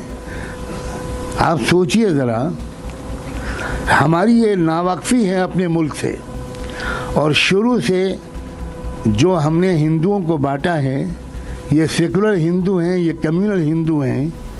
इस तकसीम ने हमको बहुत धोखा दिया है। पहले सेकुलर हिंदुओं ने हमको नुकसान पहुंचाया, सो कॉल्ड सेकुलर हिंदू। अब वो लोग जो फासिस्ट हिंदू हैं, उनके हाथ में उन्होंने मुल्क को परोस दिया। मैं आपसे बहुत सफाई के साथ कहता हूँ, लोग भी ऐलान कर रहे हैं कि अब हम ऐलान कर बाकायदा सिख मज़हब कबूल करेंगे। हम जाट हैं, हिंदू नहीं हैं, हमें हिंदू बना दिया गया। इसलिए हम इस बात का ऐलान करने के लिए कि हम हिंदू नहीं हैं और सरकारी कागजात में हम अपने आप को सिख डिक्लेयर करेंगे। वेस्टर्न यूपी से लेकर हरियाणा तक के जाट इस बात का ऐलान कर चुके हैं। हज़ारों की पंचायतें उनकी जमा होकर इसका ऐलान कर रही हैं। AIMPLB's plot to divide Hindus stands exposed. Maulana, what Maulana Khalil Ahmad Sajjad has said is ground reality, is truth. So there should not be debate, because Constitution of India has also accepted. Because of that, India has coined a phrase that we live in unity despite our diversity. Although they are claimed to be Hindus, actually they are not Hindus. Tamil Nadu के लोग हिंदू नहीं हैं, if the people of Tamil Nadu are not Hindus? हम जाट हैं, हिंदू नहीं हैं. If the Jats are not Hindus, what does the AIMPLB want to say? BJP has slammed Maulana Sajjad Nomani's comments, calling them anti-Hindu. ये वही जहरीला व्यक्ति है. हमने देखा कि वोट जिहाद की अपील की, मतलब हिंदुओं को बांटो टुकड़ों में, कभी जाति के नाम पर, कभी और नाम पर, और फिर मुस्लिम वोट बैंक को एक. और यही चीज तो दरअसल इनके राजनीतिक आका कांग्रेस पार्टी करती है. समाजवादी पार्टी, तृणमूल कांग्रेस, ये सभी पार्टियां इसी प्रोपेगेंडा और एजेंडे में चलती है. This begs the question, does the open admission by AIMPLB to divide the Hindus reveal something more sinister?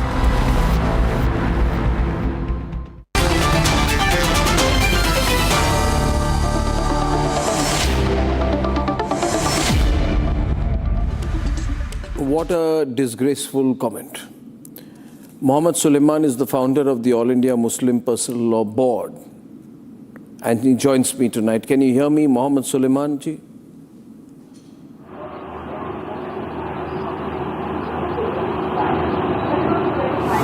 Yes. What do you want from me? Can you hear me, Mohammed Suleiman ji? I want nothing from you. I'm just first checking whether you can hear me. I quite well I hear you. Good. Now, I hear you, Mr. Arnab. Why does the All India Muslim Personal Law Board? Because you are for Muslims. You focus on Muslims. Why are you obsessed about Hindus? Why don't you focus on the welfare of Muslims and not on, supporting corrupt people who want to build five-star hotels on Waqf land? You focus on improving Muslims, educating Muslims, right? Removing nikah halala among Muslims, removing triple talaq among Muslims, removing polygamy among Muslims, removing injustice among Muslims, ending the divisions between Muslims, Shia, Sunni, Barelvi, this, that, so many individual divisions again between Muslims, removing inequities between Muslims. Focus on improving things for Muslims because you are a Muslim organization.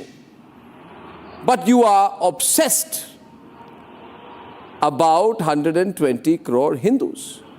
Why are you obsessed about 120 crore Hindus of India? You can't change that. You can try, you can say this and that and dream. It's never going to change. I'm shocked that you have supported the comments of this gentleman Nomani. Why don't you focus on Muslims and not Hindus? Mr. Arnav, will you give me opportunity to respond your narratives? Mr. Arnav, will you give me opportunity to reply your narratives? Yes, I'm giving you an opportunity. My question is, why don't you focus about everything wrong among Muslims? Thank you. Thank you. You're a Muslim organization. Now, focus on improving the life of Muslims. Let me reply. Mr. Arnav, let me reply. You need not to preach me. Let me reply. It is not Muslim who have any sort of plot or obsession to divide Hindu society. Neither Muslim of India have divided the entire society and caste system on Varna Vyavastha. This is not there is no role of Muslims. There is no role of outsiders or Indian Muslims.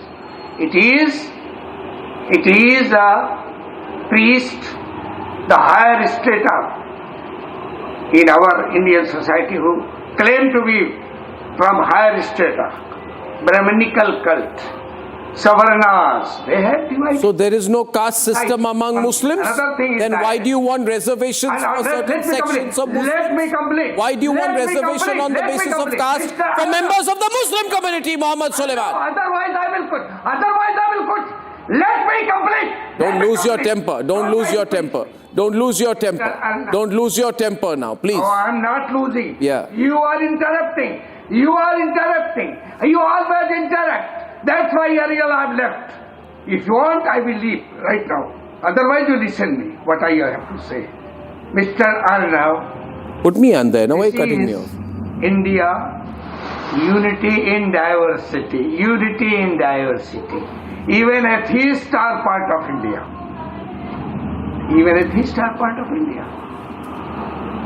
The Sikh never claimed to be Hindu. They have their different set of faith.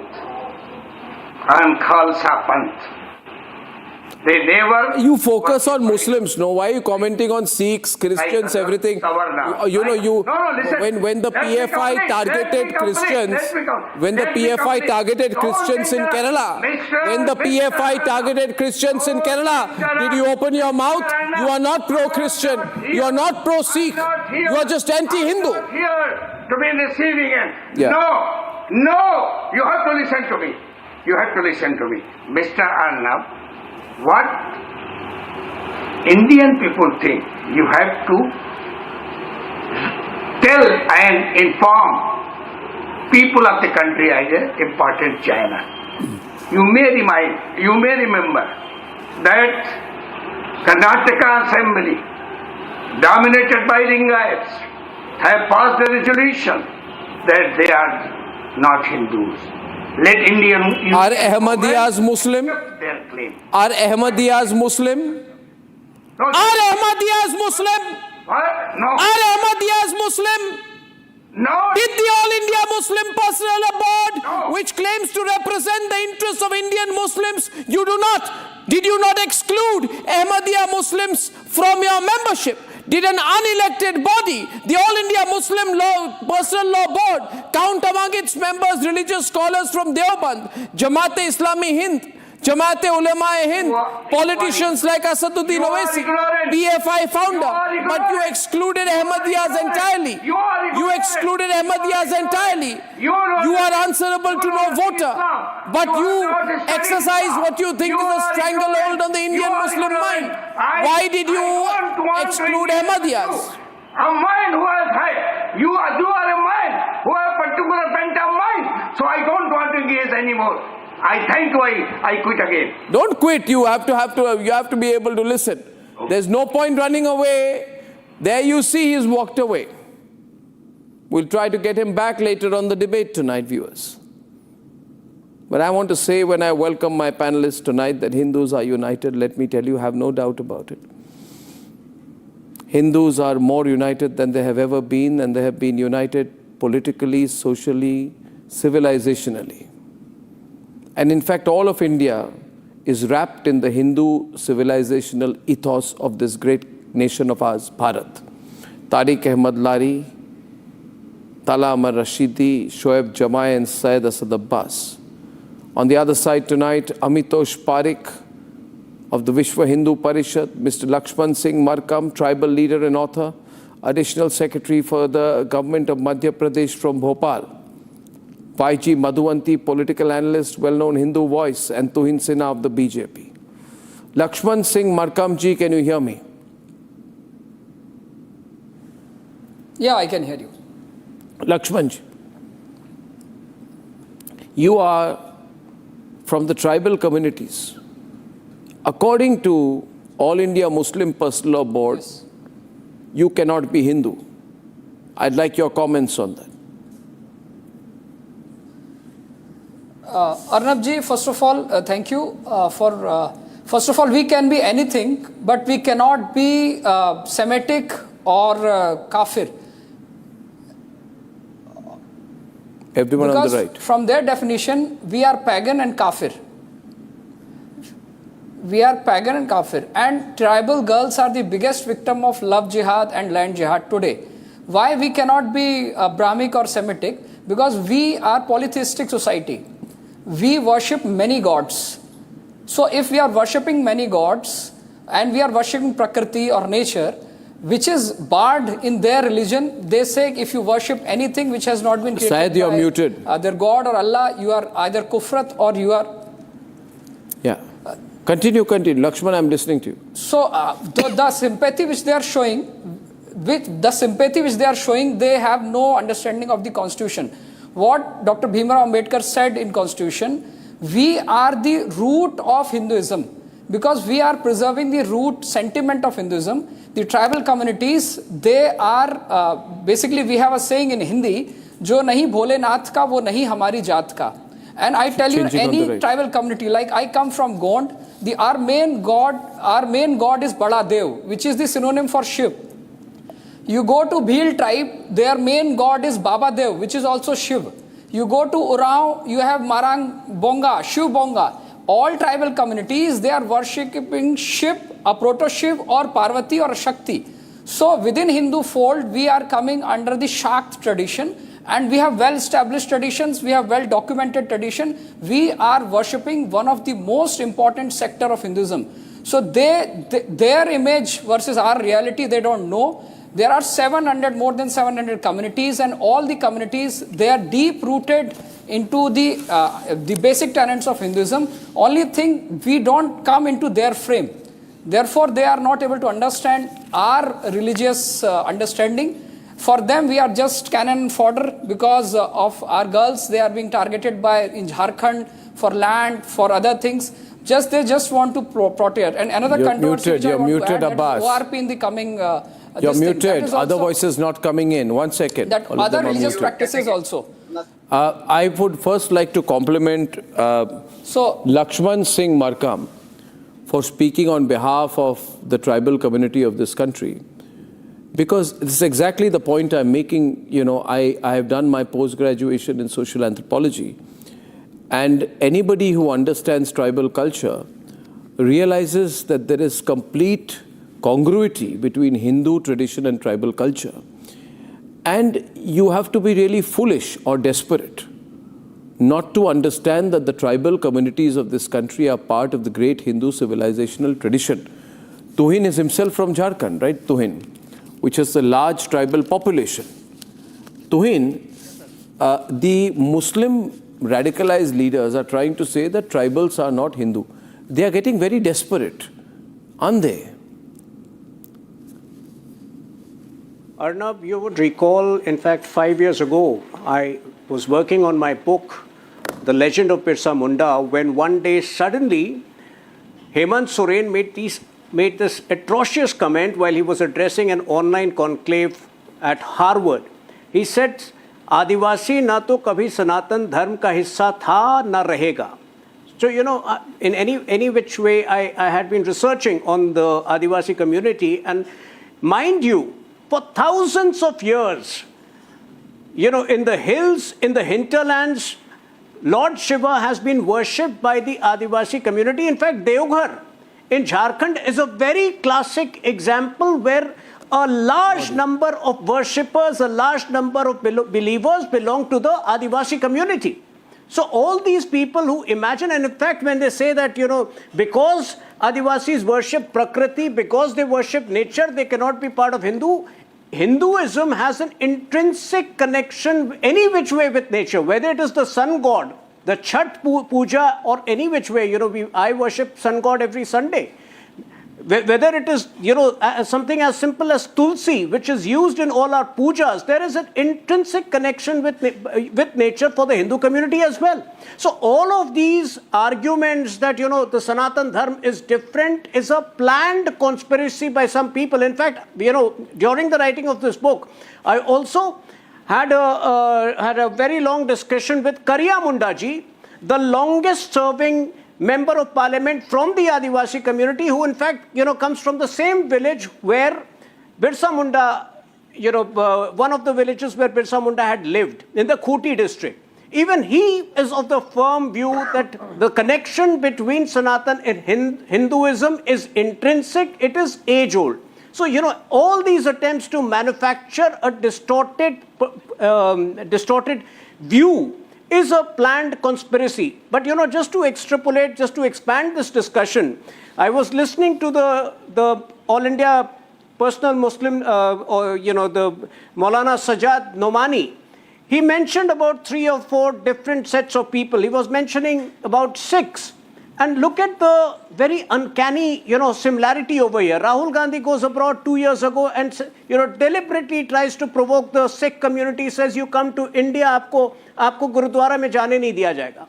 This vicious and toxic propaganda seems to be a planned agenda of it's not also only All India Personal Muslim Law Board, but also opposition parties. It is a very deliberate attempt. Talking about just it is a very deliberate attempt. Before you come in, 1 minute. Just 1 minute. Tala, wait. Tala, please wait. Tala, please wait. I want to ask you. Tala, wait a minute. Tala, wait. Thank you. He's quoting Birsa Munda. Tala, please wait. Himself founded a faith. Tala, please wait. Tala, would you please listen to me? I have a question for you. Let me also tell you. No, 1 minute. I'm not discussing that here. 1 minute. Don't fall for the bait. My question to if you are saying that there is complete equality among Muslims in India. This is the argument that is being put. Then I want to ask Tala, are you Ashraf Muslim? Or are you Arzal Muslim? Easier for you.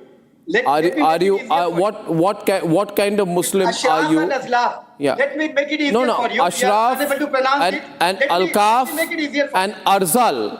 Whatever the pronunciation, the point may be, you do realize that, forget my pronunciation is bad, I'm not a Muslim, I don't know the way you pronounce things. That doesn't mean I don't understand what's going on. I want to ask you, are you upper caste Muslim?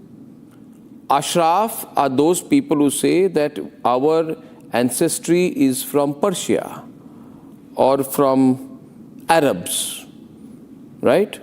And then there is Al-Jaf, and then there is Arzal, right? And of course,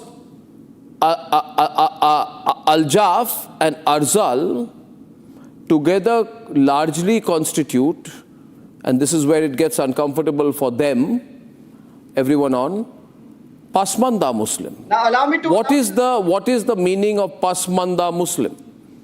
The meaning of Pasmanda Muslim is those Madhuvanti who have been left behind, right? Which is the large majority of the Muslim population in the country who has been unfortunately underrepresented, right?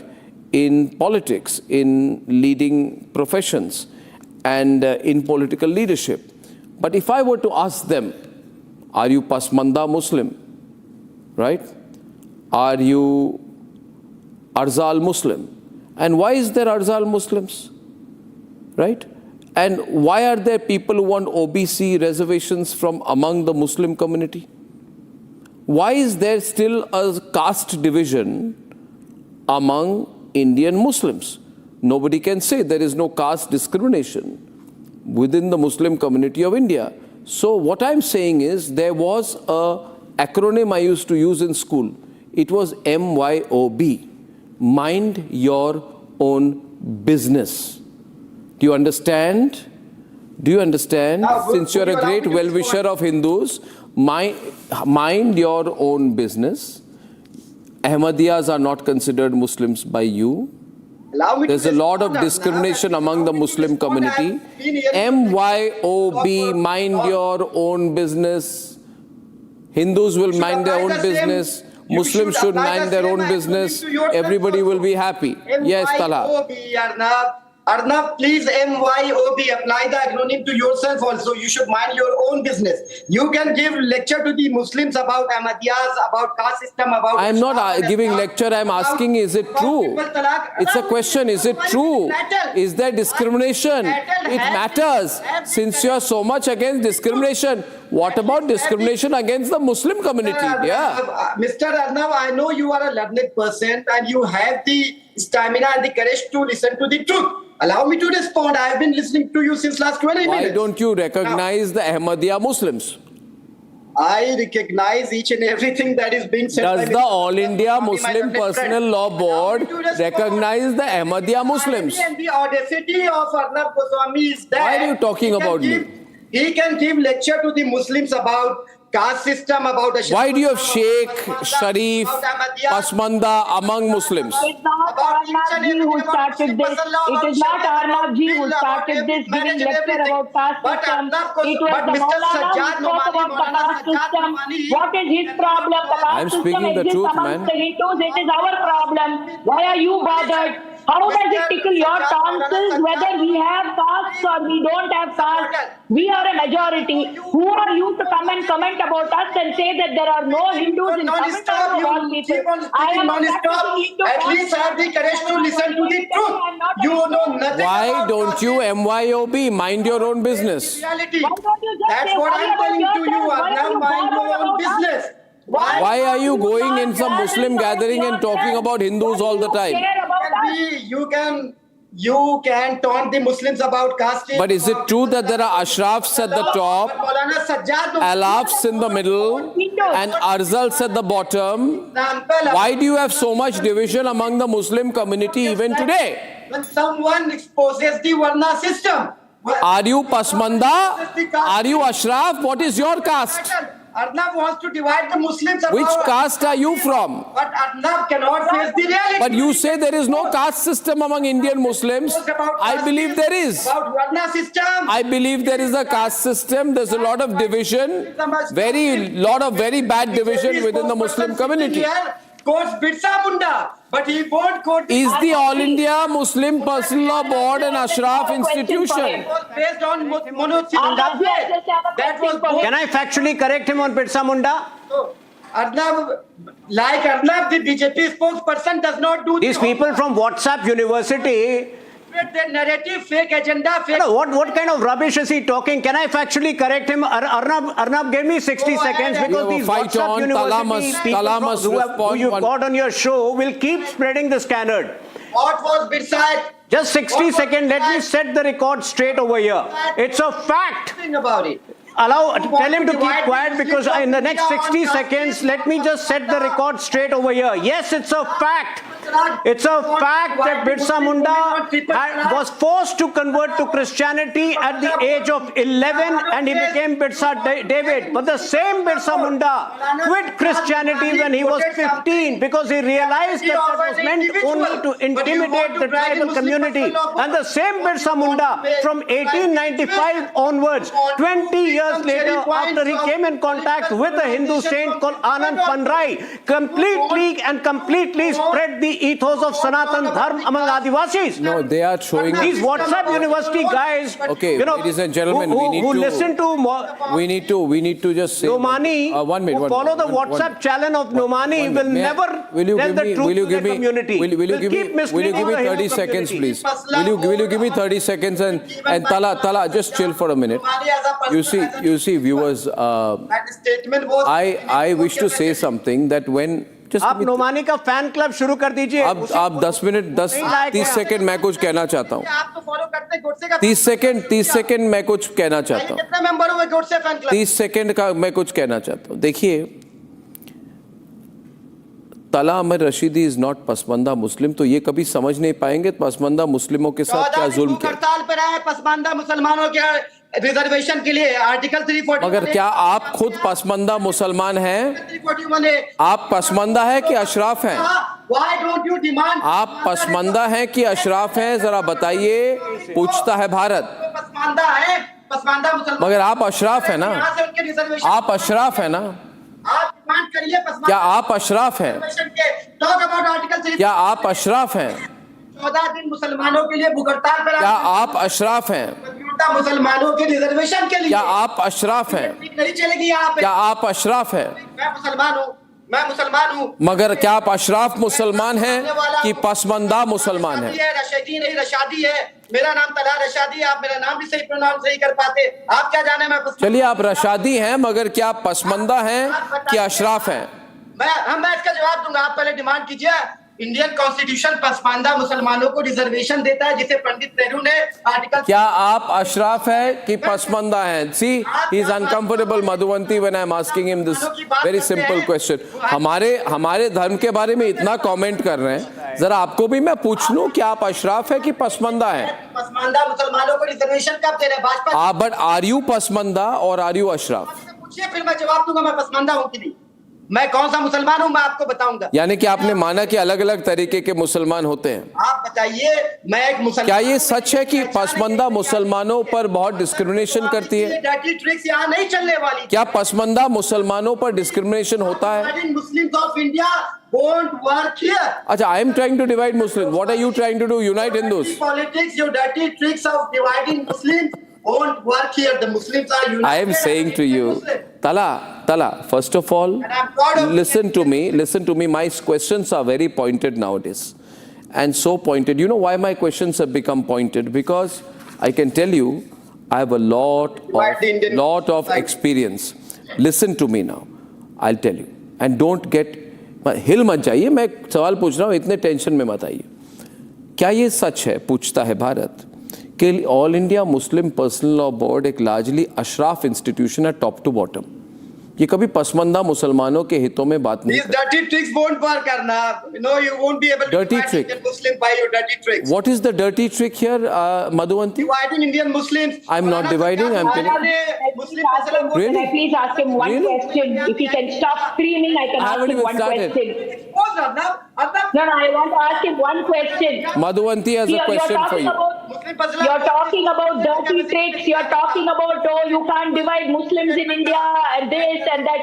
Why was the Maulana in a Muslim conclave talking about Hindus? How does it bother you? Whether we have Aslam, we don't have Aslam, whether we worship the nature, whether tribals are Hindus, whether Tamil Nadu people are Hindus or not, how does it bother you? You worry about your community. Why are you talking about Hindus? Why are you talking about whether Sikhs have a right to be Hindus or not, whether Jats have a right to be Hindu or not? Why don't you worry about yourselves? Why in a Muslim conclave, the Maulana is talking predominantly about Hindus? Just basic question nobody wants to answer. All of you are just shooting off, screaming, saying, oh, you are trying to divide Muslims, you are trying to divide Muslims in India. We are not. Why are you talking about Hindus? That is my only question. How does it affect you? What happens in the Hindu community? Why are you bothered? Between 1952 and 2004, there has been so much social discrimination among the Muslim community that Ashraf Muslims, who are only 2%, 2.1% of India's population, they captured more than double the number compared to their population of Lok Sabha seats.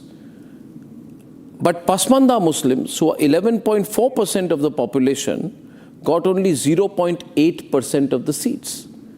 Which means person to persons, Ashraf Muslims got 20 times political power compared to Pasmanda Muslims.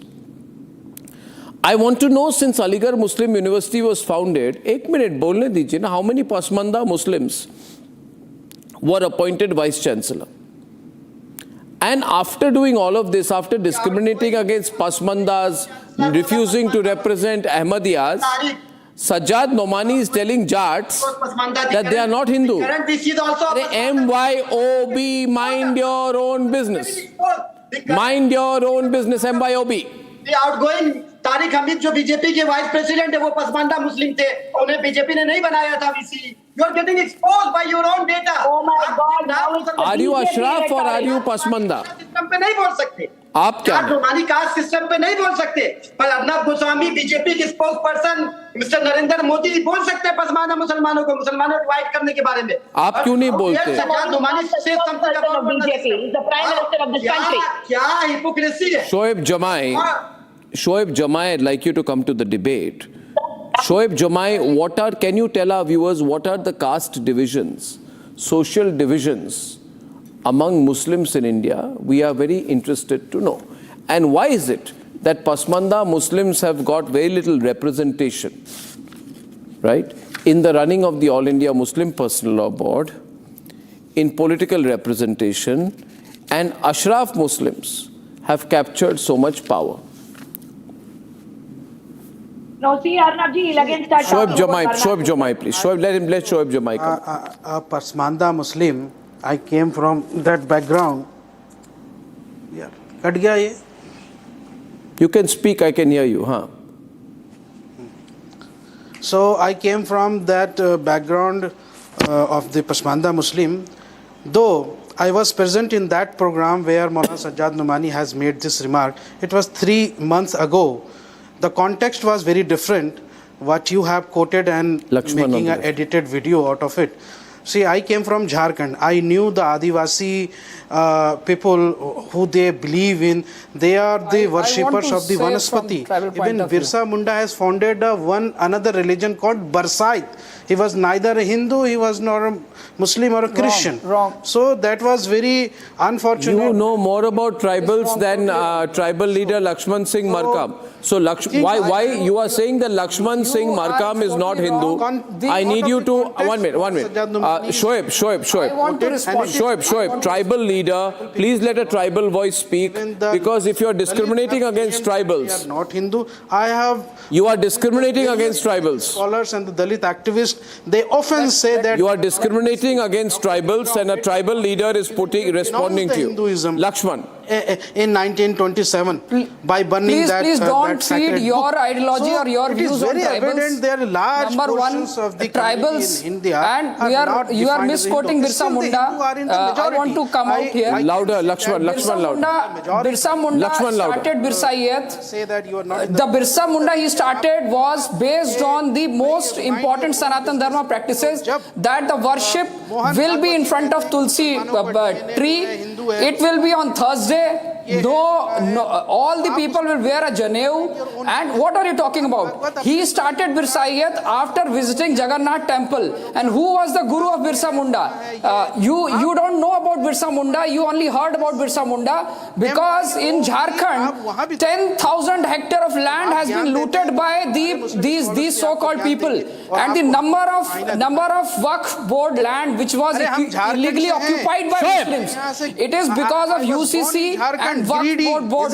Let me speak. हमें पता है यहाँ से हमने बचपन से आदिवासी समाज के साथ वहाँ पे रहे हैं हमारे वहाँ पे पड़ोसी भी हैं सब लोग जानते हैं हमें मालूम है कि वो किसकी पूजा करते हैं वो वनस्पति की पूजा करते हैं वो किसी यहाँ से डीटी की पूजा नहीं करते आपको मालूम है ना चले जाइए खरगांव और यहाँ से गांडे और तमाम इन इलाकों में यहाँ से पतरातू हो गया आप जाइए तो वहाँ पे आप इसको मिसलीड कर रहे हैं नेशनल चैनल पे अरे मैं पशमानदा भी हूँ मैं झारखंड लक्ष्मण और हमें सब पता है और मैं इस पर लक्ष्मण आपको कोई राइट नहीं है ट्राइबल्स के बारे में बोलने के लिए आपको कोई राइट नहीं है ट्राइबल के रिलीजियस आइडेंटिटी के बारे में बात करने के लिए आप किस मुंह से बात कर रहे हैं ट्राइबल्स के बारे में होते कौन है आप ट्राइबल्स के बारे में बात करने वाले पहले आप ट्राइबल्स के बारे में पढ़ के जाइए मुझे 10 ट्राइबल कम्युनिटी के नाम बता देंगे तो मैं जान जाऊंगी आप ट्राइबल के बारे में बात करते हैं आए हैं बात करने ट्राइबल की बात करने में ट्राइबल अब अनपढ़ नहीं है कि आप कुछ भी बोलेंगे मुंह में हम पहुंच जाएंगे we are equally educated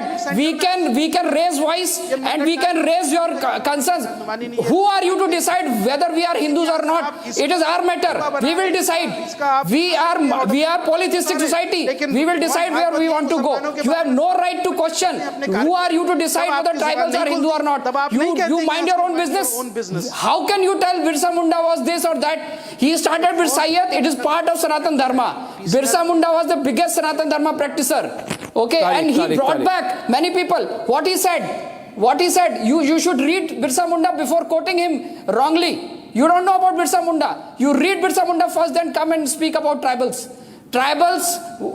what do you know about tribals in Mahabharata Shiva was depicted as a bheel do you know that Vanvasi Ram he was depicted as bheel and Urav there are entire scriptures have been filled by the pride of tribal people how can you say that we are part and parcel of Hindutva dharma and we are entire system we are entire system our worship system belongs to Hindu dharma who are you to decide whether we worship which god or X god or Vanaspati even you don't know the definition of Vanaspati do you know what is Vanaspati is not Vanaspati tribal worship Prakriti they are Panchabhut we worship Panchabhutas What are the Panchbhutas? Our gods are Shiva. God is Parvati. We worship Kali. वो deities और gods की पूजा नहीं करते हैं और अपने आप को वो define नहीं करते हैं। डिफरेंस है Scheduled caste और scheduled tribes are not Hindus। आप पहले ट्राइबल्स के बारे में बात करना बंद कर दीजिए। आपके लिए हम केवल एक शब्द है, हम काफिर है आपके लिए। हम मुस्लिमों के लिए केवल काफिर है, तो हम आपके लिए काफिर ही बेहतर है। हमें आप ना बताइए। आप बीजेपी ज्वाइन करने के बाद इस तरह की बातें कर रहे हैं। आप आरएसएस ज्वाइन करने के बाद ऐसी बातें कर रहे हैं। अरे हमारे यहाँ से सुनिए, झारखंड के सब हमारे भाई हैं और आपसे ज्यादा हमारे करीब हैं। लक्ष्मण मैं झारखंड के भी बहुत से भाइयों को जानता हूँ। कभी झारखंड से ज्यादा आदिवासी मध्य प्रदेश में रहते हैं। 1.5 करोड़ लोग मध्य प्रदेश में रहते हैं। देश का 14% आदिवासी मध्य प्रदेश में रहता है। ठीक है, झारखंड से ज्यादा आदिवासी मध्य प्रदेश में रहते हैं। आपको पता क्या होगा झारखंड के बारे में? आप कभी गुमला गए हैं? आप कभी जशपुर गए हैं? आप कितने जिलों के नाम बता सकते हैं झारखंड से? मैं झारखंड के 18 जिलों के नाम बता देता हूँ, जिसमें सरना सनातन के लेकर सैकड़ों मंदिर वहां पर हैं। वहां पर शिव गंगा की पूजा होती है। आप मुझे एक सरना की एक प्रक्रिया बता दीजिए। आपने केवल झारखंड में 10,000 हेक्टेयर जो जमीन आपने लव जिहाद और लैंड जिहाद के नाम पर कब्जा किया ना, ये आपको वो दिक्कत सता रही है कि अगर आदिवासियों को हिंदू में गिनेंगे तो हमारे हाथ से जमीनें चली जाएंगी। आपको ये दिक्कत सता रही है कि अगर यूसीसी लागू हो गया तो Okay, I want Amitosh Parikh to come in right now. Amitosh Parikh and Tariq Lari have not spoken. Right? Amitosh Parikh is spokesperson of the Vishwa Hindu Parishad. Amitosh ji, how does the Vishwa Hindu Parishad see this comment? Amitosh. Exactly, Anna. Yeah. Anna, first of all, the Hindus are not been defined and categorized as per Quran, but we have already been time and again been categorized and defined by Honorable Supreme Court of India and by the various laws which is coming under the ambit of Constitution. So let me clear one very basic point. The Hindu Minority Act and Hindu Succession Act defines Lingya as Hindus. So I believe the fake propaganda of bifurcating Lingya from Hindus is just a mere propaganda. Hindu Marriage Act, Hindu Succession Act, Section 2 specifically says Jainism, Buddhism and Sikhism are considered to be a part of Hindu, but the Muslims, Christians and Jews are not Hindus.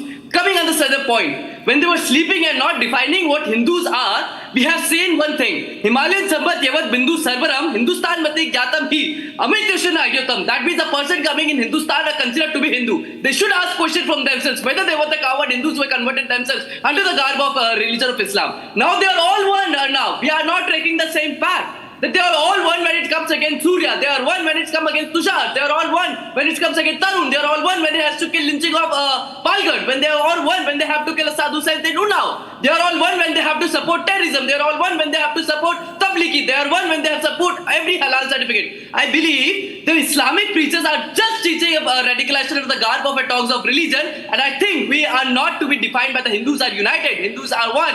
And therefore the Quran will not define Hinduism. But the Quran will say one thing. Let me speak on one thing. The verse number 9.2. One minute. At this point, 1 second. Amitosh, I have limited time. I am going to Tariq. That's why.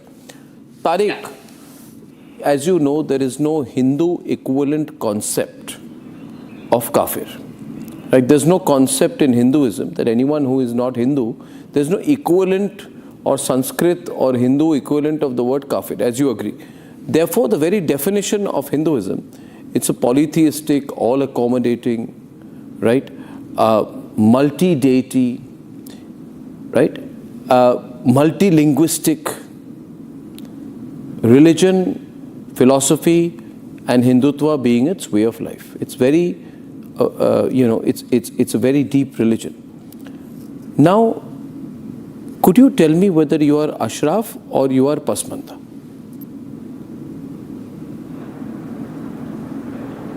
And why is it true that the Ashrafs have largely accumulated all power among the Hindu community? Are you Ashraf by any chance? First of all, I would like to say that Samajwadi Party does not consider these type of statement. Strictly condemned, बहुत सख्त इसके ऊपर नाराजगी जाहिर करती है और इस स्टेटमेंट से अपने आप को दूर करती है जो एक कल्ट जिसको जो रिप्रेजेंट करता है एक मिनट भाई, एक मिनट मुझे मैं इतनी देर से नहीं बोला हूँ, प्लीज अब रुक जाइए। धन्यवाद, मैं जा रहा हूँ। मत जाइए तारिक जी, मत जाइए। One second, calm down. Tariq please speak, we have limited time. करने दिए, जब बात ही नहीं सुननी है। आप 9 बजे से बैठा के 2 मिनट के लिए मुझे बुला रहे हैं, तो मुझे फिर 2 मिनट के लिए आखिरी में बुलाइए, और ऊपर से लोगों को बोलने दे रहे हैं बीच में। मैं तो नहीं बोल रहा हूं यार, ये तरीका नहीं होता अर्नब भाई। आई एम सॉरी टू से, पहले बात सुनिए उसके बाद बात करिएगा। आपकी इंट्रोडक्शन पहले पूरी बात सुनना सीखिए। समाजवादी पार्टी सख्ती के साथ इसको कंडेम करती है और all India Muslim personal law board को बिल्कुल उनके स्टेटमेंट से अपने आप को दस्तबरदार करती है। क्या इनका कहने का मतलब है अखिलेश यादव हिंदू नहीं है, मायावती हिंदू नहीं है, लालू जी हिंदू नहीं है? क्या बकवास की बातें कर रहे हैं ये बेसिकली एक कल्ट है जो 0.0001% मुसलमानों को रिप्रेजेंट करता है, मुझे रिप्रेजेंट नहीं करता है। And they are not made for ये क्या नाम है, पॉलिटिकल स्टेटमेंट्स के लिए नहीं बने हैं, ये अपलिफ्टमेंट के लिए बने हैं मुस्लिम कम्युनिटी के। तो मुस्लिम कम्युनिटी के बारे में सोचें और मुस्लिम कम्युनिटी के बारे में बात करें, दूसरी कम्युनिटी का इनसे कोई मतलब नहीं है। well that, say that to Jamai, let Jamai hear that, let Jamai hear that. Say that to Jamai, yeah, well said. I don't want. Say that to Jamai, let Jamai, Shoaib Jamai hear that. You do listen. Let Tala hear that. I don't want anything. No, Tala and Shoaib Jamai must hear what you're saying. मुझसे पूछा मैं अशरफ हूँ कि मैं क्या हूँ? पहले बात सुनिए। वो तो मैंने पूछा, आप अशरफ है कि बसबंदा है? क्या हूँ?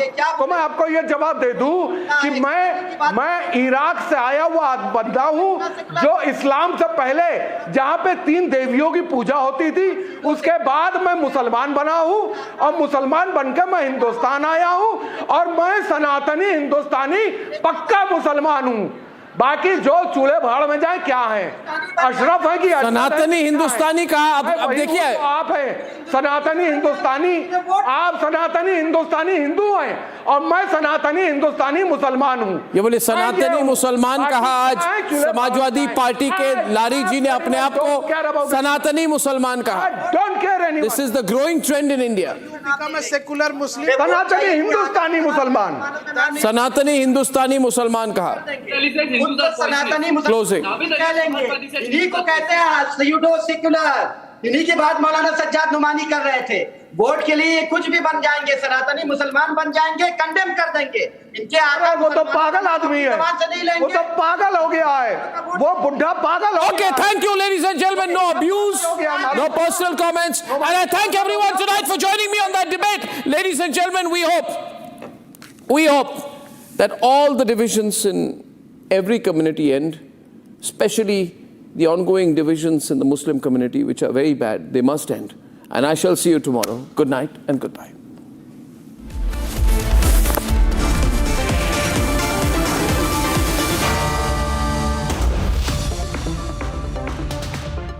QS and THE, the world's foremost university rankings organizations, have ranked Amity amongst the top 3% universities globally, making it among the very few Indian universities to be included in both rankings.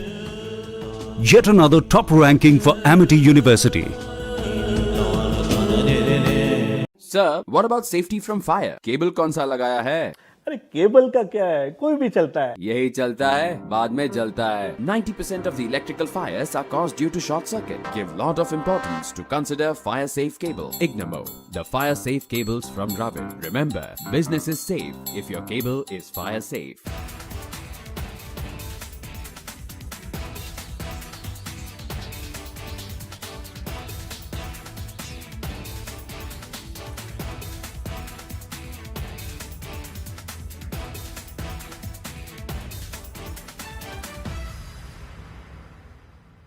Tonight there's an image that's going viral, and that is from the G7 summit happening in the French Alps. And what is that one image? It is the image of a long and warm conversation between Donald Trump and Prime Minister Narendra Modi. That is the image. When Narendra Modi enters the room and Donald Trump stands up, shakes hands, and then they are talking hand in hand for a long time. This is happening in the G7 summit in Evian. And I want to tell you right at the start why this one handshake carries far more weight than the photograph in front of you suggests. Because if you see the positioning, you see the importance in the global arena of Prime Minister Narendra Modi and India.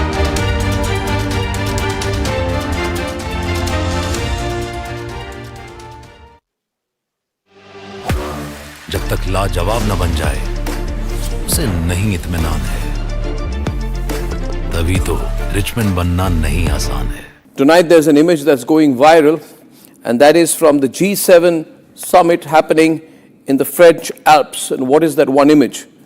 It is the image of a long and warm conversation between Donald Trump and Prime Minister Narendra Modi. That is the image. When Narendra Modi enters the room and Donald Trump stands up, shakes hands, and then they are talking hand in hand for a long time. This is happening in the G7 summit in Evian. And I want to tell you right at the start why this one handshake carries far more weight than the photograph in front of you suggests. Because if you see the positioning, you see the importance in the global arena of Prime Minister Narendra Modi and India, and we should all feel extremely proud of that. If you see the official picture that is taken, and that itself is power play of a different kind, and I would like to show those pictures. When the official picture is taken in Evian, France, where the G7 meeting is happening, you see Donald Trump come out for the official photograph, and then he walks down the blue carpet, and then he has a conversation with Macron. And partnership की बहुत बड़ी ताकत बन रही है। मैं आप सभी के लिए भारत से 140 करोड़ देशवासियों की शुभकामनाएं लेकर के आया हूं।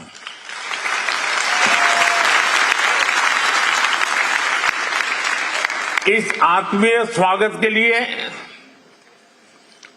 मैं आप सभी का हृदय से आभार व्यक्त करता हूं। साथियों, आज मैं ऐसे समय में फ्रांस आया हूं जब कुछ ही दिन पहले हमारी सरकार के 12 वर्ष पूरे हुए हैं।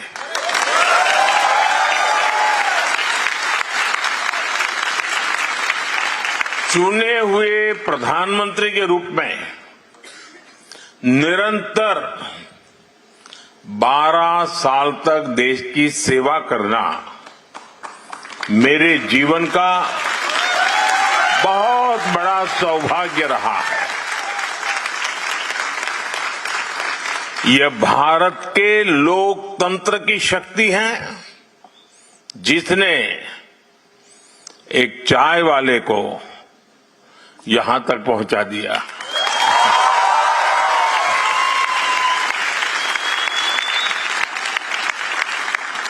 साथियों, बीते 12 वर्ष 140 करोड़ भारतीयों के अद्भुत सामर्थ्य के रहे हैं। 12 साल के इस कालखंड में भारत का जीडीपी दोगुना हुआ है।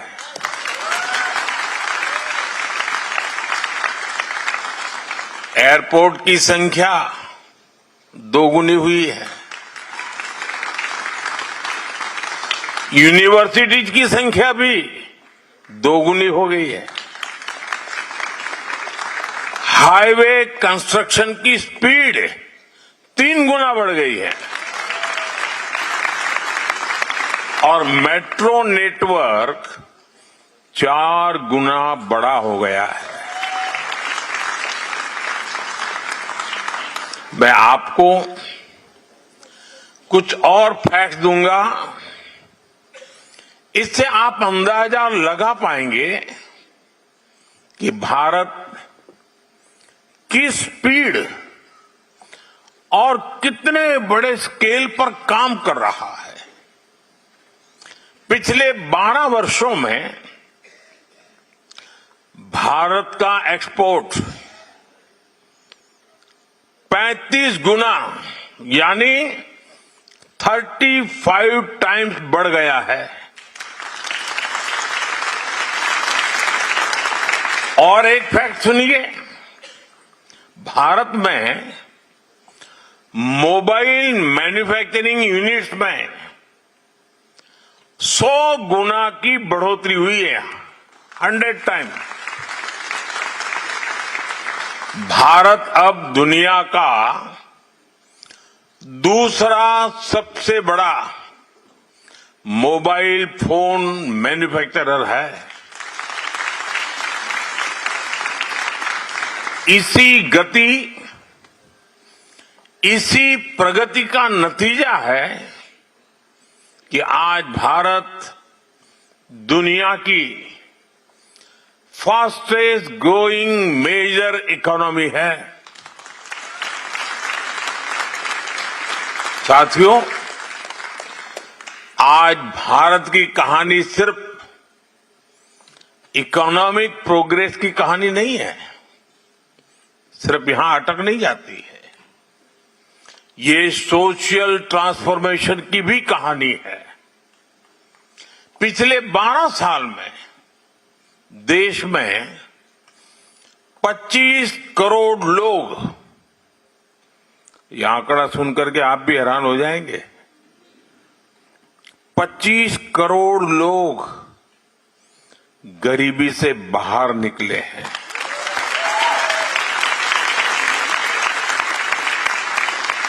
यानी एक ऐसी प्रगति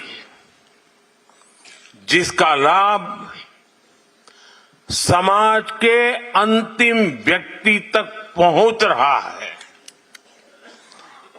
फ्रांस में जितने घर हैं, पूरे फ्रांस में टोटल जितने घर हैं, उससे भी अधिक पक्के घर बीते 12 वर्षों में हमने जरूरतमंदों के लिए बनाए हैं।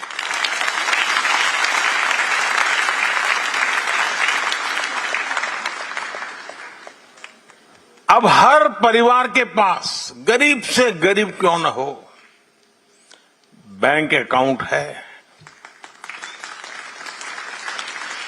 फाइनेंशियल इंक्लूजन एक सरकारी कार्यक्रम नहीं, बल्कि सामाजिक परिवर्तन का अभियान बना है। साथियों, इन 12 वर्षों की उपलब्धियों में एक उपलब्धि ऐसी भी है जिसे किसी आंकड़ों से या अंकों से नहीं मापा जा सकता। वह है 140 करोड़ भारतीयों का आत्मविश्वास।